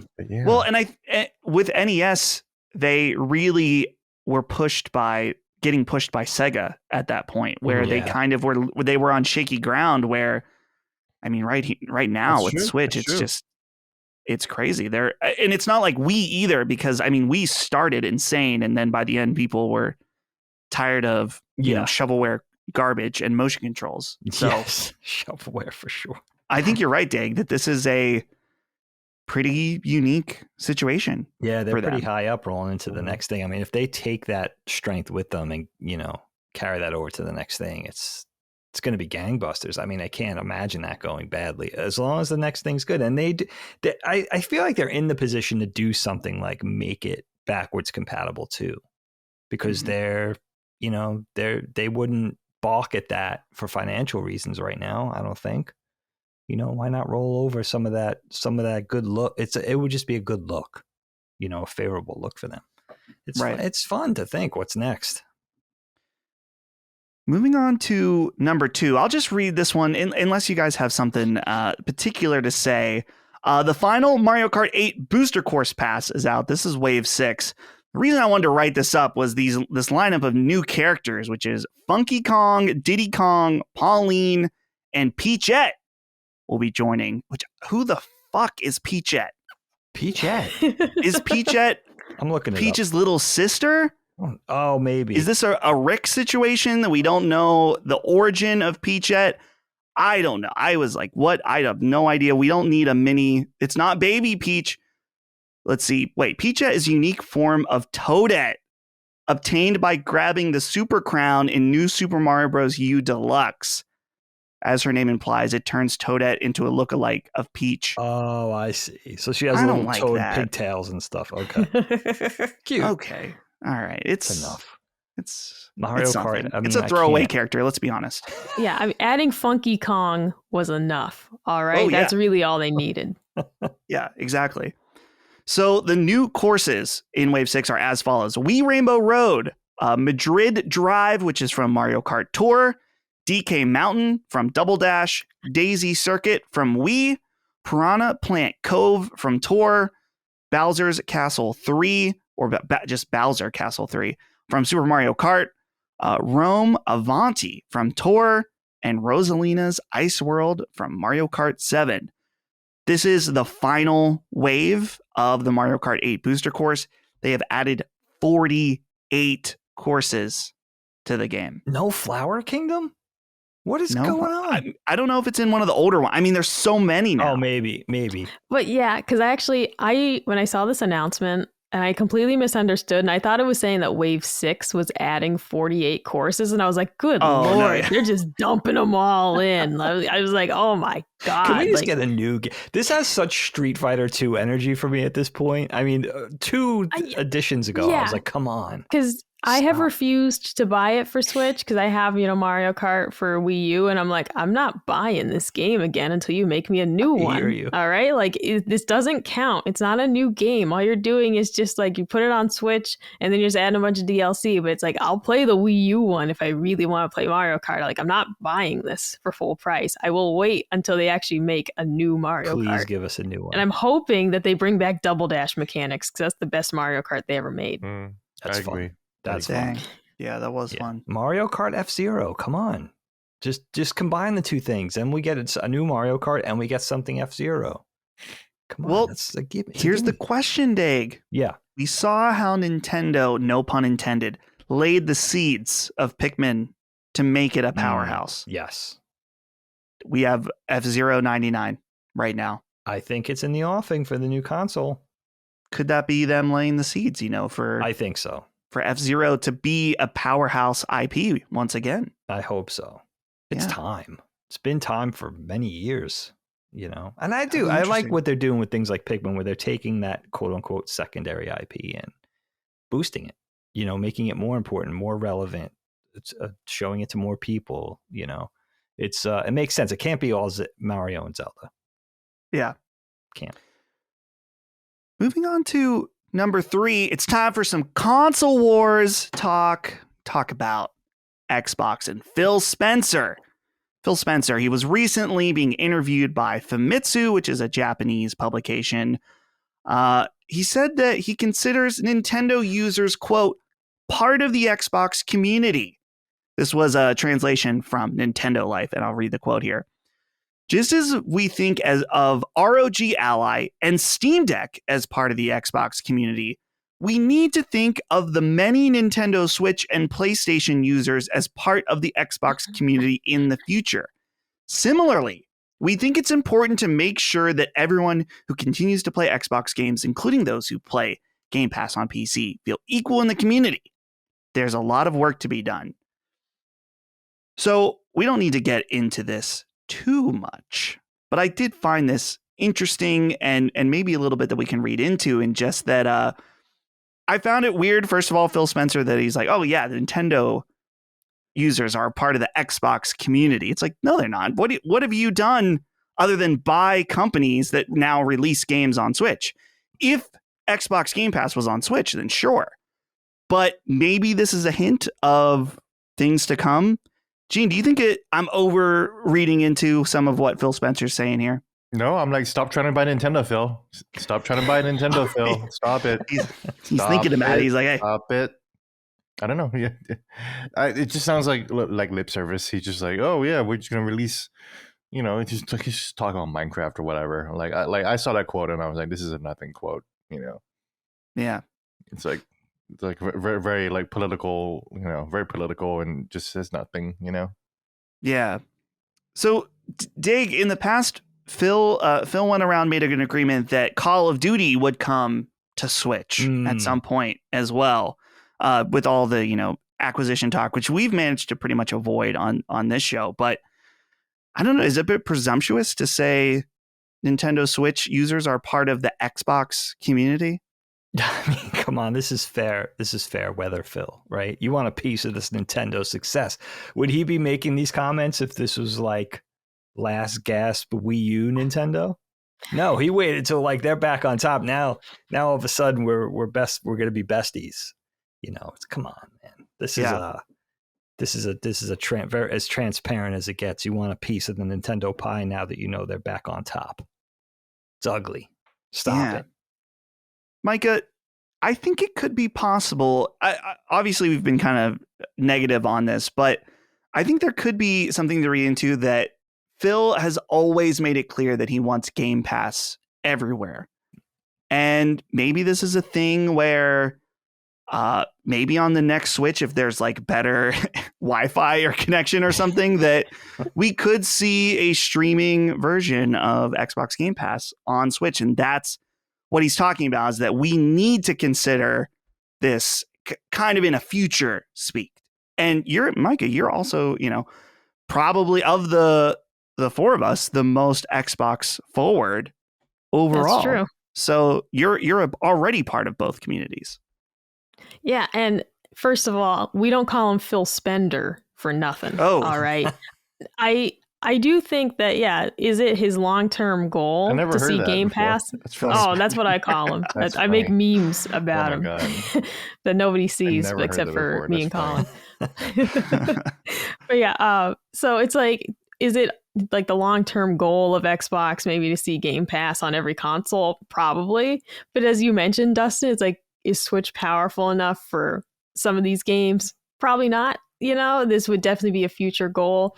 I also just kind of saw his statement from the angle of like, it's saying like, oh, PlayStation users are part of the community. And part of me just sees it as we're trying to sell to everybody. Mm-hmm. Like part of me just sees that as we're not taking these people in other communities as, a write-off. They're like, oh, like we've lost those users. It's like, no, we are actively still going to try and get these people somehow, whether it's by acquiring every company that they like and putting those games exclusively on Game Pass, and we'll get them in the end.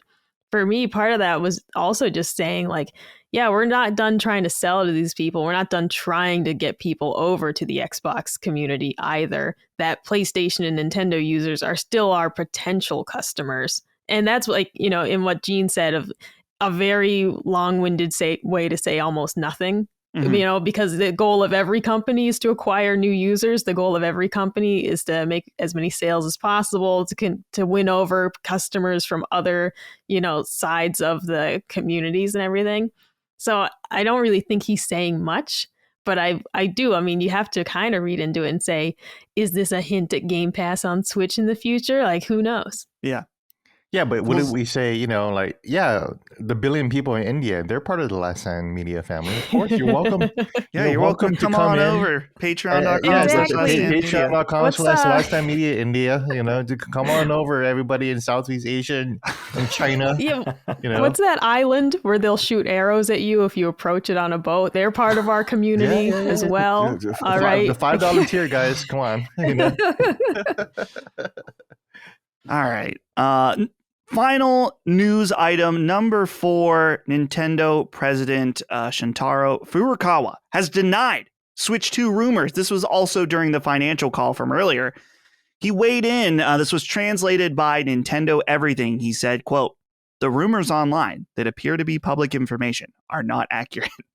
And apparently he was specifically referring to the reports about the Switch 2 being shown behind closed doors at Gamescom. Specifically, it was talk about that Matrix Awakens, the Unreal 5 demo being played on whatever this new Switch is, along with an upgraded version of Breath of the Wild. He also went on to comment and said about the patents that we talked about last week, the triple screen patent. And he said, quote, "We applied for a patent knowing the information would be made public. This does not necessarily mean we plan to equip future products with this," which is what we said last week, that it very well could be nothing. But Paul Warren writes in an interesting dilemma who says Bobby Kotick claims he played the Switch 2, but Nintendo denies it. Who is lying? Someone's lying here. Gene, have you ever talked to Bobby, and do you think he's lying? You always have talked to random people, so I'm just assuming you've talked to Bobby. Yeah, no, I've actually, but Bobby Kotick is somebody I've never spoken to or know. Never have, okay. The only person, Mike Ibarra knows who I am over at Blizzard. But no, I don't know the Bobby Kotick side of it. He's probably telling the truth. I don't see why he would lie. So yeah. Yeah, I heard. I think it was someone on Digital Foundry, maybe not though. I'm sorry. Someone on the internet was saying that Nintendo has done this in the past, where they're like, "Oh no, that's not true." Yeah, and it definitely was true. They're totally fine with lying about shit like this, and that makes sense to me from a business perspective. But yeah. So I think, Dagan, do you think this just has to do with them?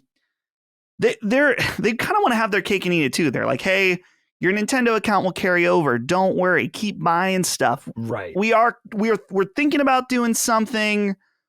But no. Anything you heard isn't true. Keep buying Nintendo Switch stuff for the time being." They want to have it both ways in terms of that, right? Yeah, definitely. I mean, they have to keep feeding the monster, right? They have to stay afloat. They have to stay in the black. They're transitioning. They have to keep that momentum going. That's what I'm saying. Like that's why it would be really classy to think like everything I'm doing now is not going to translate to the next console era, which is weird because that would be a weird look because it's expensive. You know what I mean? It's expensive to be spending money on things that are going to be obsolete, or at least that's going to be the past generation. What I wonder about is people in the industry, like this guy specifically, why would they say things like that? Like, why would you arouse Nintendo's ire? But I think there's something else to it. I think Nintendo embraces this sort of no publicity is bad publicity thing. In other words, I think they encourage people to do shit like that because all they have to say is like, "No, we didn't," And I always envision like maybe there's a conversation even before any of this hits the internet where it's like, just go ahead and say you did it. And then we're going to say, no, you didn't. You know what I mean? Like it's all preconceived, in order to keep the conversation going because they're notoriously secretive. They got their cards pressed tight to their chest all the time. We know that. I wouldn't be surprised. I know this has come up for Nintendo in the past. I wouldn't be surprised if they sort of develop these false patents just to throw people off the scent. You know what I mean? Like, this is not what we're going to do, but they're going to think this is what we're going to do. That type of trickery and just to keep people talking, which is smart business, actually.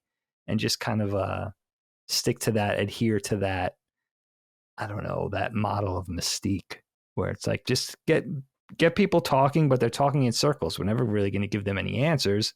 But if they're talking about it, we're relevant. And just keep that going until we announce the next thing. This way, they're always they're always on the main stage. They're always in the news. And I can't help but think it's premeditated with them. I like to think that it is because it has this kind of, I don't know, I want to say sinister aura, but this kind of aura of like, like let them talk. We're not going to actually give any information that's of any, that's going to mean anything until we're ready.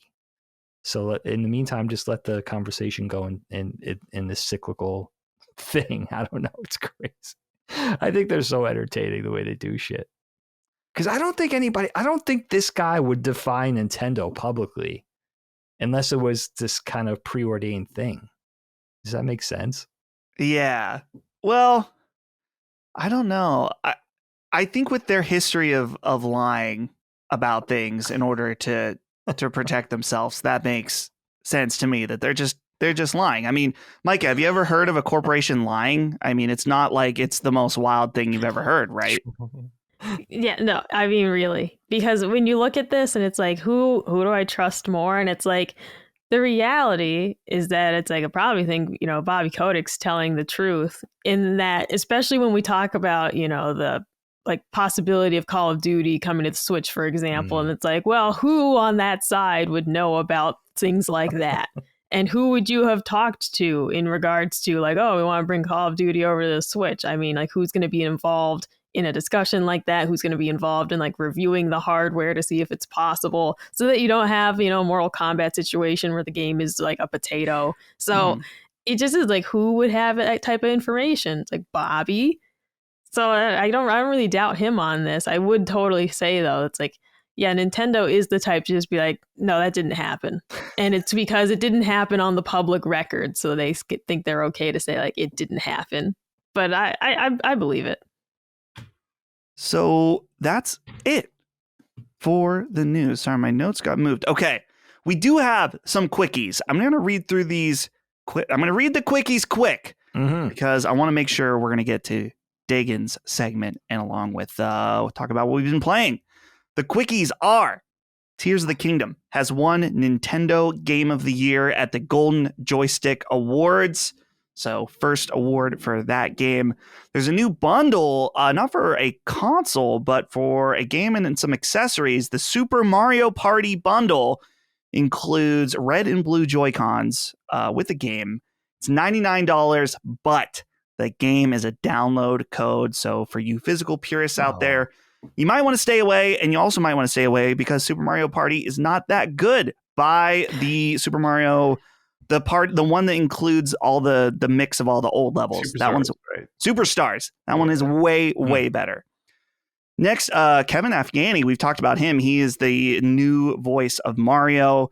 Well, it turns out he's also the voice, of course, of Wario in WarioWare Move It, just released. So sounds like he's going to be taking on all the roles that Charles Martinet did before. Nice. Last but not least, there are some new Nintendo Switch Online games, Castlevania Legends, Devil World, and the mysterious Marasame Castle. So if you're interested in any of those, that Castlevania one, I always have heard about Kid Dracula. So good on the Game Boy. I've never played it, but I didn't know there was another one with Castlevania Legends. Yeah, I haven't played that one. So yeah, that's available now. Some spooky games, I think, for the end of October. Dagan, we've been so hot and heavy with news, with details, rumors, lies, sales data. Give us a reprieve right now. All right, please. So I have a brisk little segment to you guys, and it's tied in with everything going on with Nintendo. So, as we all know, we're clearly in this era of nonstop Nintendo momentum, right? 2023 is the year that just keeps giving. If you're a Nintendo fan, we're barely enjoying the latest thing before they're announcing the next thing. It's almost too much. It's actually making me nervous. Like I'm playing Mario Wonder, and half of it's like, because Mario RPG is coming out, I gotta have my plate cleared for this. It's a lot. It's a lot going on. It's good for Nintendo. It's good for us, but it's also kind of nerve-wracking. But in this spirit of thinking ahead as Nintendoers, right? I'm wondering now, and of course, the major point of conversation being the Zelda movie. Now we know we're getting this. We knew this was going to be next. We pretty much assumed this was going to be the next bit, but now I can't help but think. Now I'm trained. I'm in this whole mindset of what's next, and inevitably, I think we're going to see Nintendo announcing that they're headed to TV in some capacity, episodic nature, subscription services, whatever. But I'm wondering for you guys, and you could take this wherever you want it when I hand you the baton, what's after Zelda?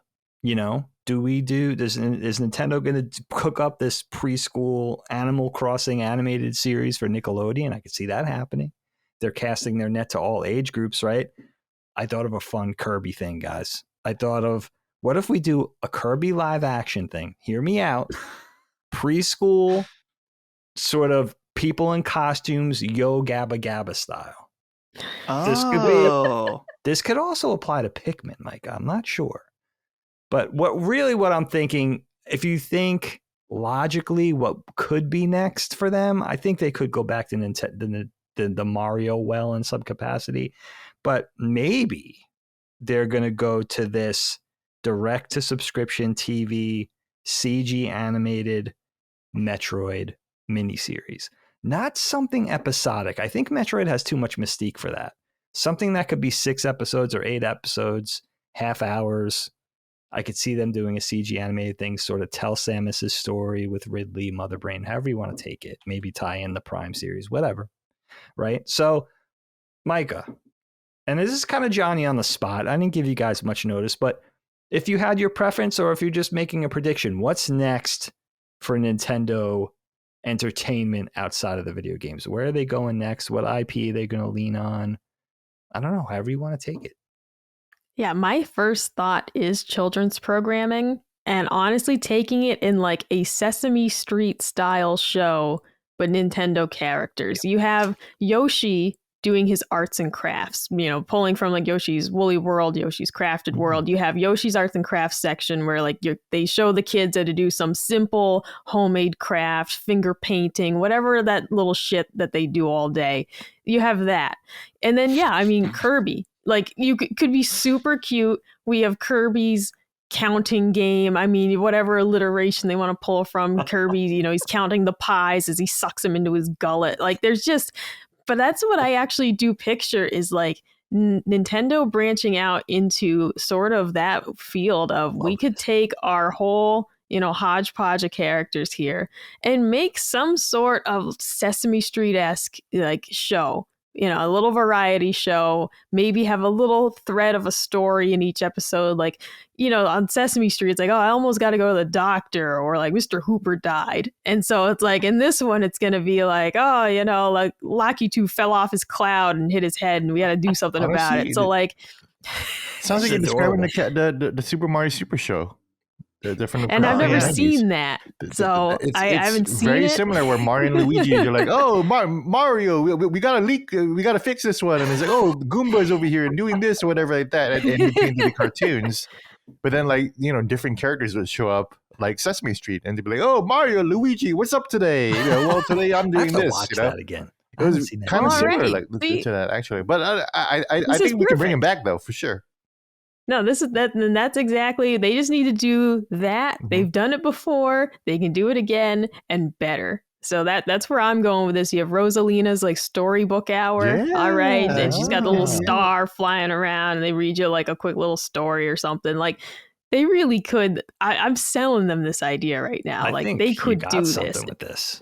Yeah. I like the mashup of IP. I like the short segments. I like the integrated animation and some live action. Like, it's educational. Doesn't have to really be educational. We'll just say that. Just got to be trippy. Just like you just got to sell it. Mike, I think you got something with this. Dust, what about you? Where are you going with? I mean, you could go in any direction. It could be for any age group. It could be, who knows? Maybe they do another feature before they turn to TV. I don't know. I've got one suggestion with 2 different IP. You know what it is. It's got to be some anime with the IP. And this is just, it's obvious. It's time for a Fire Emblem anime. Hell yeah. Get the dynamics, kind of push a Game of Thrones style political story get Attack on lots Titan, of basically, right? For yeah. Nintendo, right? Oh yeah, hell yeah, and then this is Nintendo's time to, Fire Emblem Engage. They had something going on with MILFs. They've always got, titties all over the place to the max. You got to have this succeed, and that's the key. So don't be afraid of the fan service with this. I'm here for it. I'm here for all of it. I'd love it. Those games practically are just playable anime, tactical anime as they are. So just go and make the actual anime. I think that'd be great. You don't even have to make it based on a game. You can just make a Fire Emblem anime that's its own story that's in that style. The other one is going to be contentious in this crowd. Xenoblade. Make the Xenoblade anime so I don't have to play the games, because I've tried twice now to get into these games. I'm just not into the combat, but I'm interested in the story and the lore and the world. And I'm not the type of person that's going to watch a 14-hour YouTube video. I'm just not. Make a unless it's about Chris Chan. That's episodic. they bring that up. But man, I guess you're right about that. But Boom. But yeah, make a beautiful animated multi-season approach to Xenoblade Chronicles. I think that would be super cool. But so yeah, those are my two. I like it, and there's something about Nintendo doing. I'm not sure you're suggesting, especially for Fire Emblem, like a naughty anime, like a little naughtier than Pokemon, just as naughty as the current Fire Emblem games are. Okay, so just like maybe a little cheesecake-ish, but light, cheesecake light. Yeah, I feel like Nintendo could. What's the most cheesecakey thing they have? Bayonetta, right? Arguably, maybe currently. Well, maybe take it to like that teen level anime. They don't really. I think anime with Nintendo, you think Pokemon. It's very innocent. It's very G rated, right? Maybe get up into that PG-13 rated anime thing, Nintendo. You're leaving money on the table there. If it's my all big about the example. line. I brought up the MILFs. I'll bring them up again. The moms in Fire Emblem Engage are just hotter than you think they should be. It's not even just the moms. All right. Yeah. There's a guy. All right. As everybody know, Dagan, what's that David Bowie movie where he's got Labyrinth. The real big crotch? All right. Labyrinth. There's a guy in Fire Emblem Engage though, Dustin. I don't know if you noticed this, but I noticed right away that they did that. I'm ready to search. And there's multiple I can't remember his name. He's wearing like brown pants and a shield. And this dude's just got a crotch on him. All right. And I'm like, what did you do?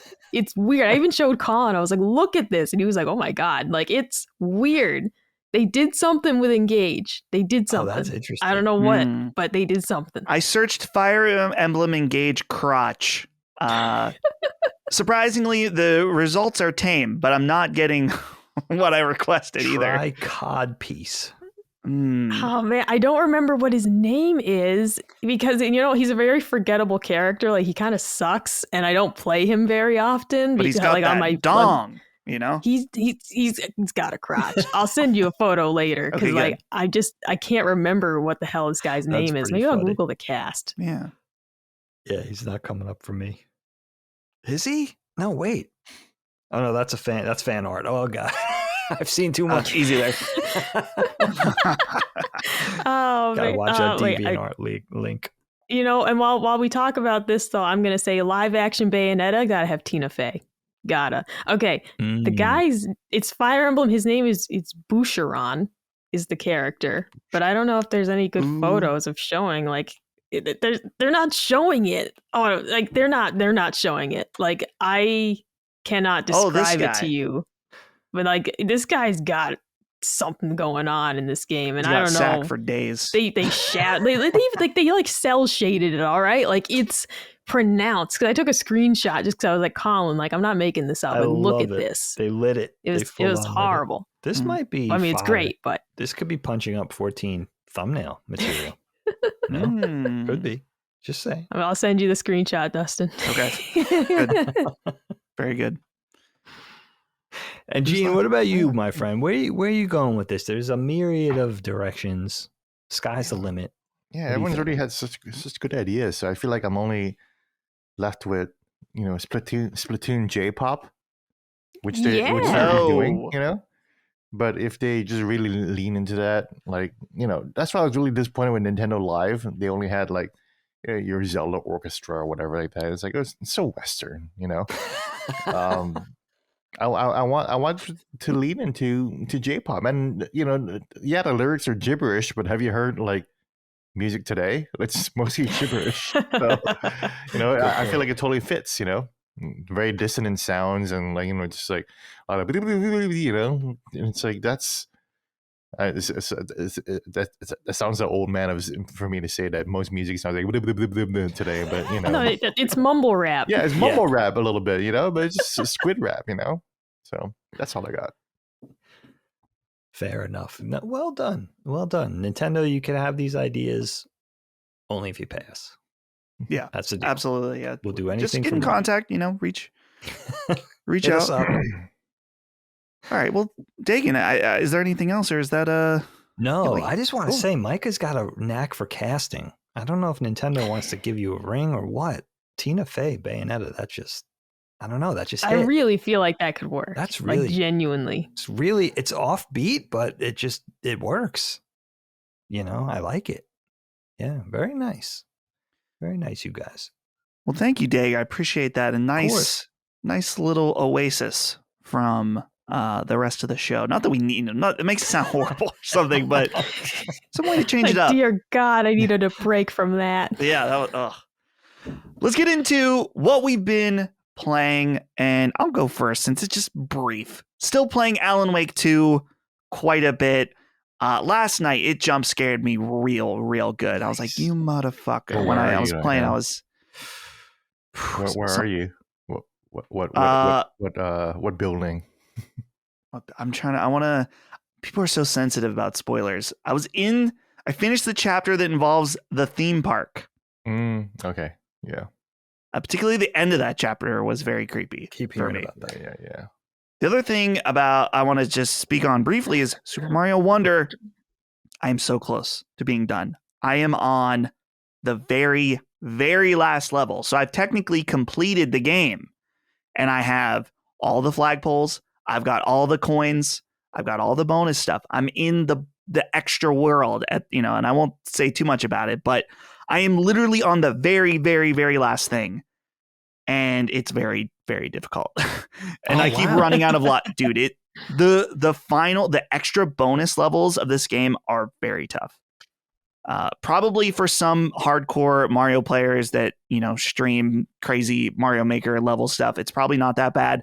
I'm finding them to be very tough, but I've done all of them. So I've succeeded so far. There's, like I said, one left. And then I'll have 100%ed the game completely. Wow, I've done that's impressive. Everything. That's impressive. I need to finish that. And then, of course, Super Mario RPG is coming out this Friday. So I'll be ready to go. Back-to-back Mario. Sweet. Micah, let's throw this over to you with Fire Emblem Engage and also Mario Wonder. Yes, yeah. So Fire Emblem Engage, it's been going well.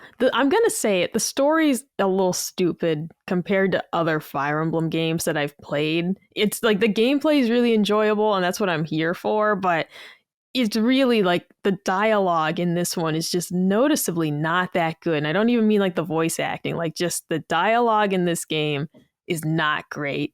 I'm still having a lot of fun with it because I just love these tactical games. They really do just like hold my attention better than some other like formats for playing games. I don't know what it is, but for me, that really just does like keep my attention span.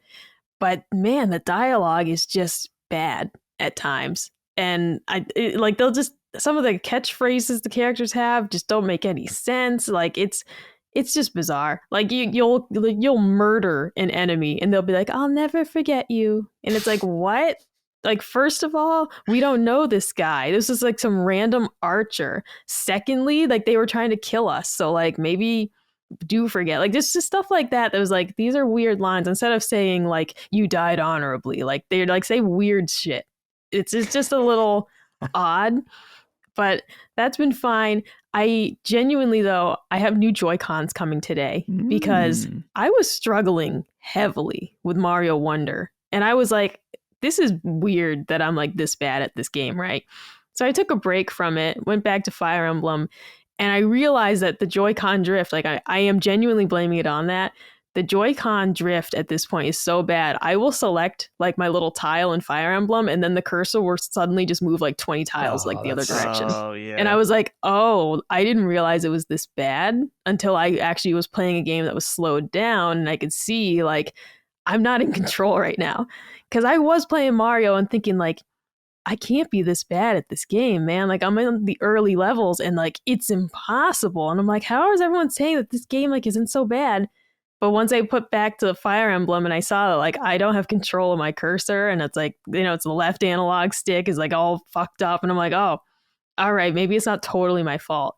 So I have new Joy-Cons coming today, which I'm very excited about. I got the pastel pink and yellow ones, which was a tough choice. Nice. There's a lot of great colors of Joy-Cons out right now.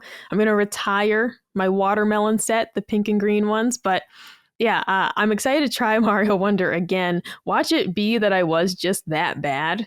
But, you know, like once I popped that Fire Emblem cartridge back in, I saw the cursor just like flying around the field of play. I was like, oh, this was maybe not entirely my fault. Because I really did just feel like I had no control over Mario and I didn't know why. And I think it was just that my Joy-Cons are finally dead. I was trying to hold out. I was really trying to hold out and not buy new ones, but it's at this point impossible to actually play the games and enjoy them in handheld mode because my Joy-Cons are just so bad now. But that's what I've been playing, and I've been putting off starting Dave the Diver because of this Joy-Con issue. Like once I realized how bad they were, I was like, I'm not doing this thing where you're kind of like timed and you're trying to catch your fish, and like I don't want to get that frustrated with it. So I'm like putting that off until I get these new Joy-Cons, which should arrive today. Nice. Yeah, getting fresh Joy-Cons, nice feeling, always. Dag, you're joining the Alan Wake 2 crew. Yeah. With Gene and I. How's it going so far? Oh, for the I'm not going to make the podcast. Oh, dang, dude. I know. I was so sad. The Sacred Symbols conversation is it today or tomorrow? It is, right? I don't think it's scheduled yet. Oh, it's not. No, we're not planning on that yet.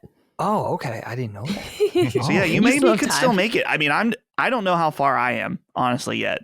Yeah, so, I'm not too far. I'm a couple of hours in. I told Colin last week, I said, I don't think I'm going to make it just due to my workload on the commercials I'm animating right now. But dude, the game is so friggin' good. But I can't, I can't say that much. I won't say that much to spoil it, but I'm really also not that far in. But dude, Super Mario Wonder, I'm so glad it lived up to my expectations. I was just ready for a 2D Mario game.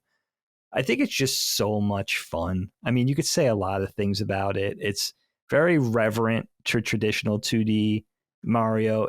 It's very referential. Like I could see some Mario 2 in there. I could see some Mario 3 for sure. There's some Super Mario World in there. Like but it's also very new. There's a lot of enemies. There's a lot of various sort of level formats. It throws a lot at you. My only problem with it was that I did find it. Now I should say how far along I'm currently in the process of going for the last Royal Seed. So I'm pretty far along. And then I have some other stuff to do, but I found it pretty easy, a little too easy. What I like about it though, is that you could make it harder just by not using the badges. If you don't use the badges and plug specific badges into specific levels, like I think is intended, then you can make it a little harder for yourself. I don't think it's easy. It's all easy. There are some levels in there that are a little trickier, but my initial sort of strategy was going to be just to get through it so I could talk about it from A to Z and then go back a second time and be like a completionist. But I liked it so much, so fast that I was like, no, I'm just going to go and savor it. I'm going to get every Wonder Seed.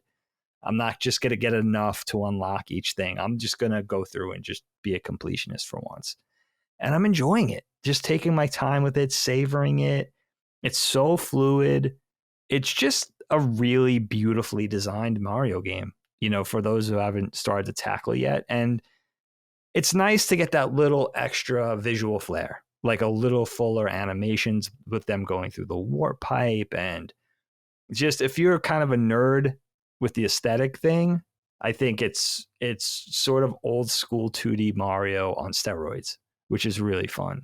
And it just makes me smile. I play as Toad because I think he's hilarious. I just love him screaming and shit like that. You know, okay, and everything. It's just like hilarious. I just keep laughing out loud as I'm playing. It's just kind of like delightful. You know, I'm kind of sad. I'm kind of sad that it's going to end at some point. Let's put it that way. And Prince Florian, come on, man. That's got to be the next amiibo, right? He's like, come on.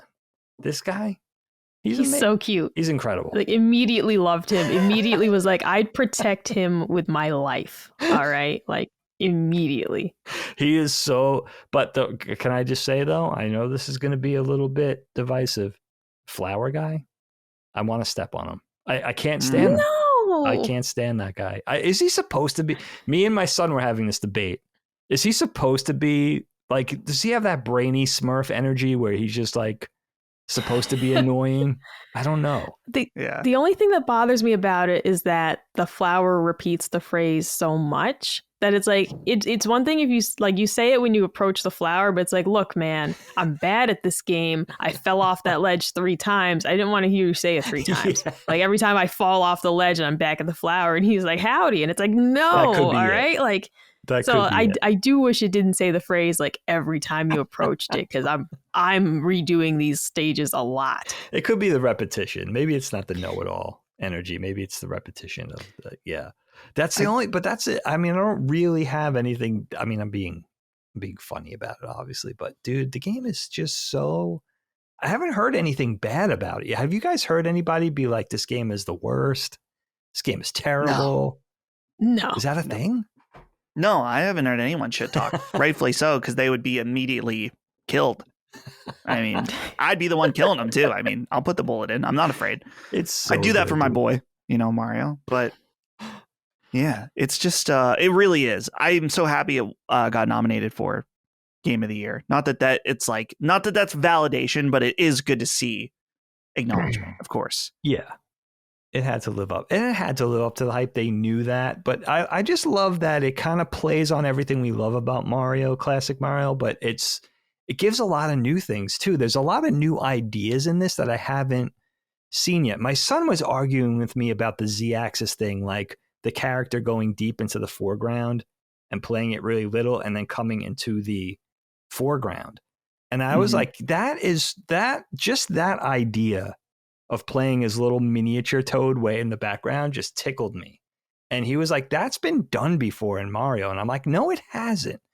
Can you guys kind of weigh in on this argument? Because I argued that was never a thing, where you take the warp pipe and now you're in the background, sometimes even silhouetted, you're so tiny, right?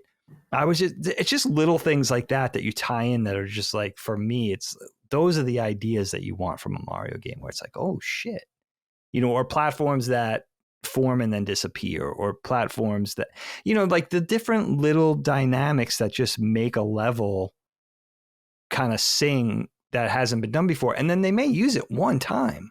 It's like, holy shit, that idea was so good. And then it's just concept after concept. They didn't rest on their laurels, I really think, is what I'm saying. Like they took classic Mario, but they also put a lot of new stuff in there. So yeah, man, I think it really hits a sweet spot in terms of how long it is and how much you could do and secrets. Like they really hit the nail on the head. Nice. And then also Final Fantasy IV. You're getting back. I was wondering. I was like, it's been a while for Knockback. Yes, doing the and Final this is Fantasy an important games. one. This was like Final Fantasy IV is, for Colin and I, like it's one of our favorites of all time. It's my first favorite JRPG for sure. Still one of my all-time favorites. And it was one of those episodes that we knew we were going to do all along, but it was like talking about the first Star Wars film. It was like, we're just going to let that one marinate for a while. We're just going to keep, and Final Fantasy VI, which we're slowly getting to, where it's like, that is such an important pop culture moment for us, but it's time, and we have to do it now. And that's going to be a 40-hour game for me. I don't think it should really take that long, but that's just the speed I go at with it. And we're going to be doing it in 3 weeks, 3 weeks ish. So yeah, got my hands full. Look forward to that on Knockback. Gene, I want to start by reading you a question here from Alec, who says, "Hey, fisting verticals. This question is for Gene specifically. I'd like to hear your thoughts on the Steam Deck OLED. I knew the deck would be getting a revision like this eventually, and I'm glad I waited to get one. But if you don't mind going into detail, how are you liking it compared to the original one? How do you think Nintendo and Valve could continue this seemingly copying homework style of back and forth iteration into each of their next pieces of hardware? Thanks." So yeah, Gene, you got a Steam Deck OLED. I want to bring this up during this show just because it really is. That was the main thing about getting the Steam Deck for me, is that it's painful after having the Switch OLED, that the Steam Deck had that stinky screen. It just sucks compared to the Switch OLED. And now they've fixed that problem.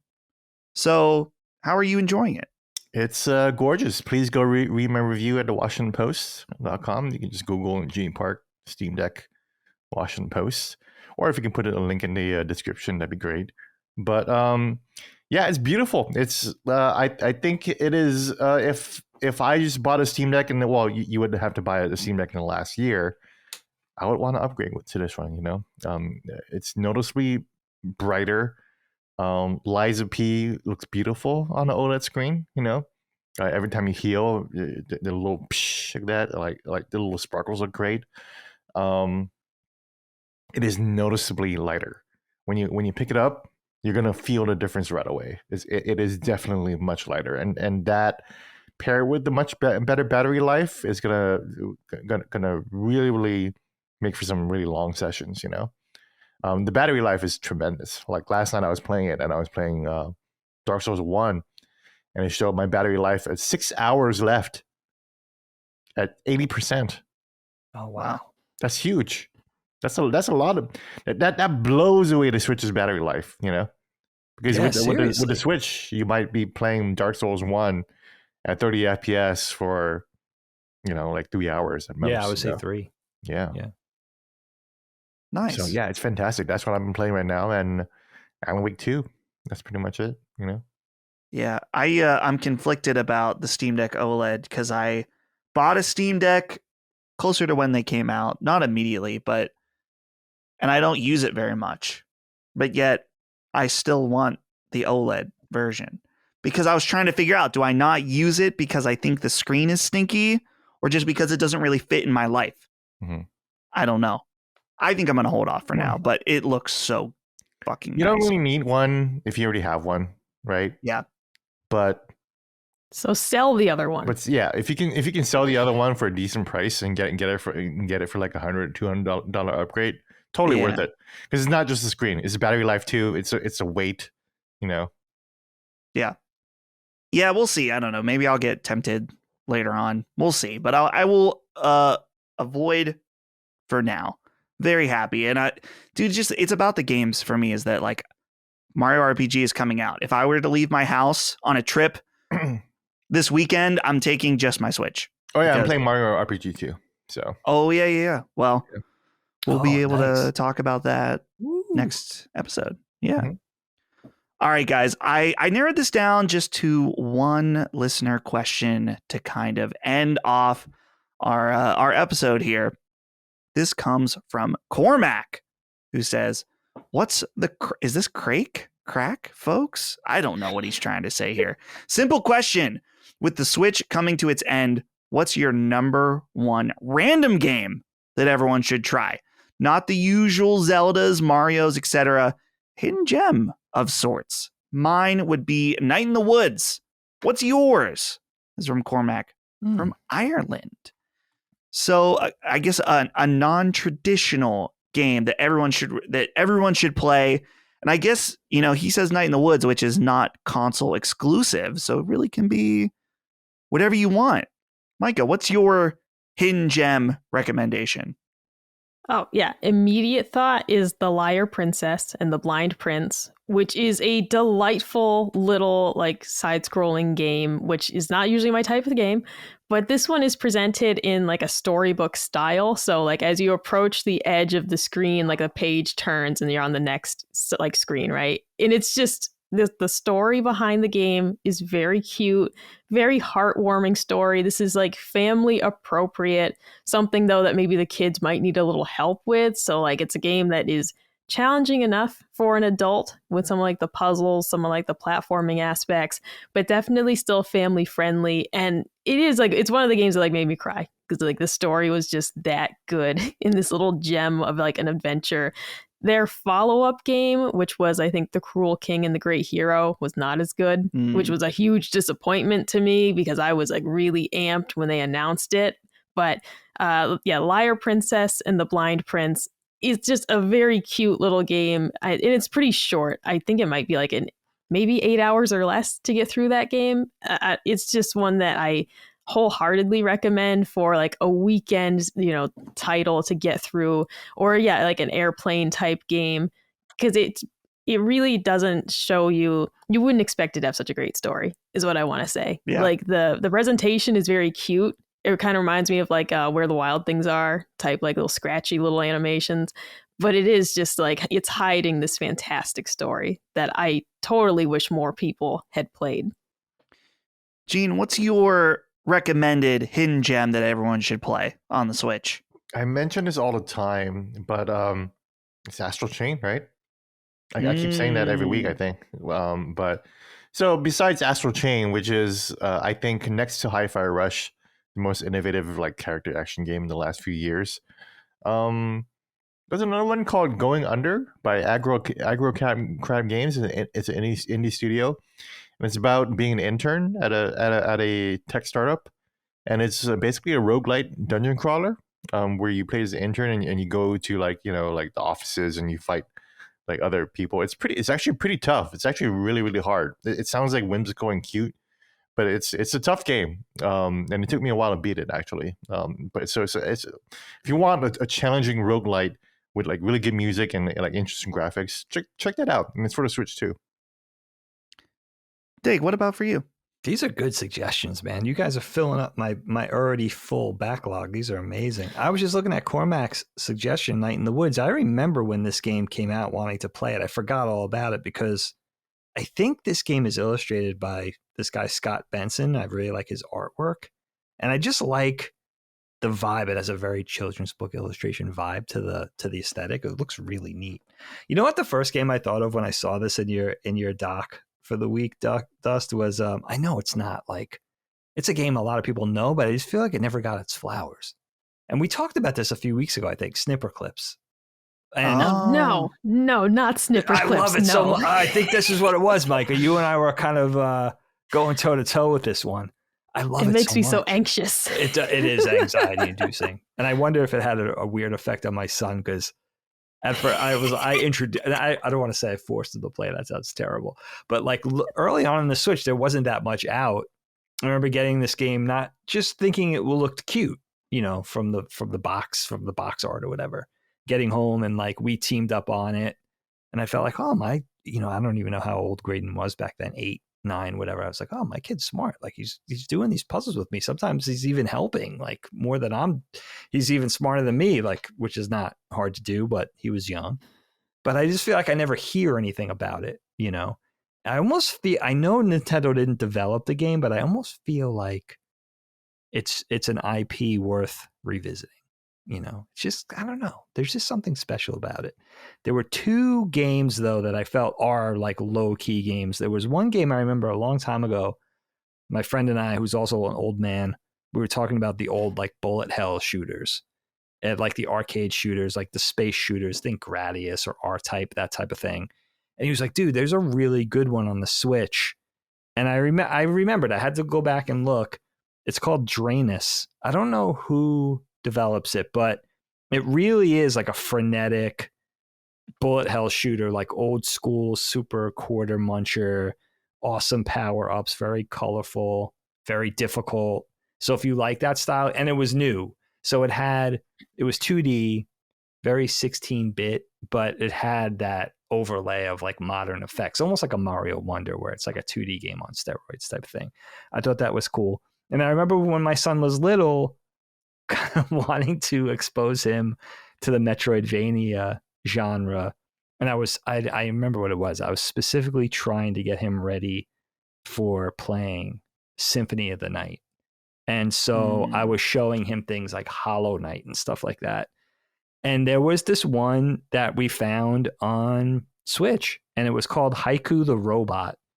And it's really cute. I was just looking at some clips of it. It's just remembering it's this adorable, whimsical little Metroidvania, kind of tough, but you just play as this cute little chibi robot character and just go on your adventures. And again, it's a game I've never really seen get a lot of exposure, never really got any flowers, but it was really fun and probably a little indie developer. I don't remember, but definitely worth playing and long and a lot of bang for your buck, you know, and just one of those games that got lost in the shuffle, you know, which I feel like something about the sort of the Switch that just happens on there. There's a lot of good stuff that comes and goes under the radar on that specific ecosphere, which is I think is a little unfortunate.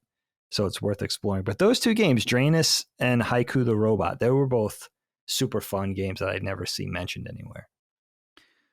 The two that I have one bad answer and one good answer. The bad answer is Neon White, which I don't recommend you play on the Switch because I'm sure it's a super fast-paced, first-person, very kinetic puzzle game that I absolutely love the gameplay. The story, I skipped all of it. It's like kind of, you know, visual novel that it's a weird dynamic they have going on.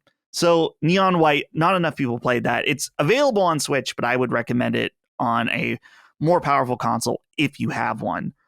My good answer that I think is actually great for Switch, and honestly a game I haven't finished fully, but what I played of it I absolutely loved, is an RPG game called West of Loathing, which it's a super simplistic stick figure RPG in the West, the Wild West, and it's very silly and funny. And I haven't played it in a lot of years now, but I remember thinking like, why is no one talking about this game, West of Loathing? That's a great title. Yeah, well, Super they great. West of Loathing, I think they have that developer. The developer is called Asymmetric. And they started with an online game called Kingdom of Loathing. And I don't know much about that, but eventually they came out with West of Loathing. And their new game is called Shadows of Loathing. And I guess that's already out. That came out last year. I've not checked that out. So set in a 1920s Lovecraftian setting. Oh, that sounds this game looks amazing. Are you looking at the art for it that it's like West of Loathing right now? Okay, yeah, but it's just like stick figure. Yeah, guys. Yeah. How is it? Is it long? Does it take hours to beat these games? Let's see. Time to beat, or how long to beat? I am trying to remember because, like I said, I did not finish it, but I want to. That's one of those many games where it just like gets away. You can beat West of Loathing in 7 hours. Okay, so pretty long. So not too bad. Not too bad. So, that's a nice balance. Yeah, cool. This game looks hilarious. So guys, I guess that's it for this week's Punching Up. A jam-packed full episode with tons of stuff. Of course, the Zelda movie being something that we're going to be talking about for weeks to come. But we'll just go around the horn one last time. If you have any final thoughts, if there's anything you got to get off your chest before we go. Micah, let's start with you. Any final closing thoughts?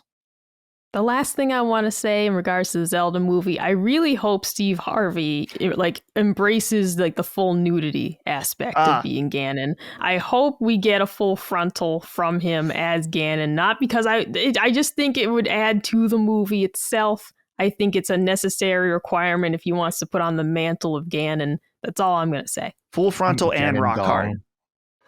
Oh, what were you saying, Gene, about Dong? Ganon Dong, right? We'll have Ganon Dong and Master Cheeks. We can start a new crew here of all the nude video game characters. It's perfect. Dagan, closing comments. I just want to say, if me and Micah get the Nintendo Sesame Street series, I may have to resign from Punching Up. Oh. It's going to be busy. We're going to be really doing a lot. We got live action, we got animation, we got puppets, we got people dressed as Kirby costumes. It's going to be crazy. It's going to be crazy. It's going to be a lot. But I'll stick with Punching Up until that happens. Yeah, that would be me fulfilling my dream of ever being on Zoom, that old PBS show. Dude! I always wanted to be I always wanted to be Buzz. When you were talking about All crafts, right? I thought about Zoom. I loved Zoom. I always wanted to be on it. If I ever got to be like one of the adults on, like I'm Mr. Hooper, if I ever got to do one of those type of things, I'd do that in a heartbeat. Like that'd be fantastic to be like the adult on a kid's show.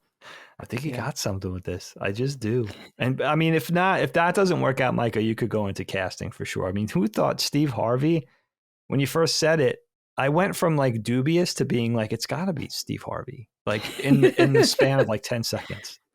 Anyone else and I'll be disappointed.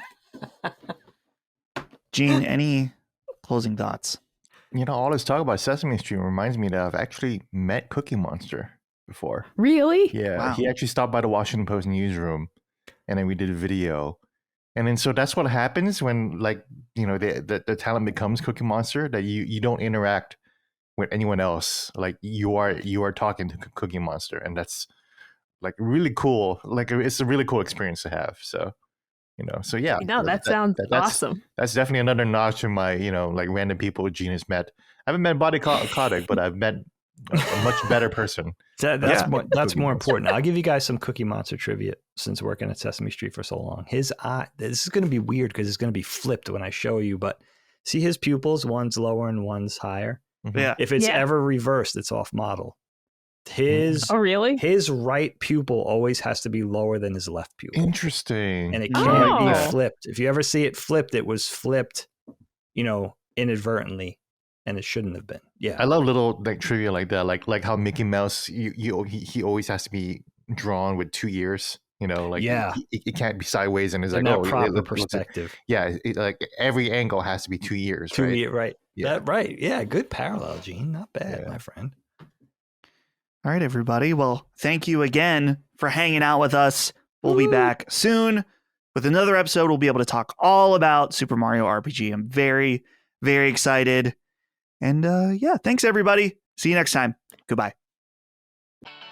Punching Up, a Nintendo podcast, is a product of Last Stand Media and Collins Last Stand LLC, and is proudly recorded in the USA.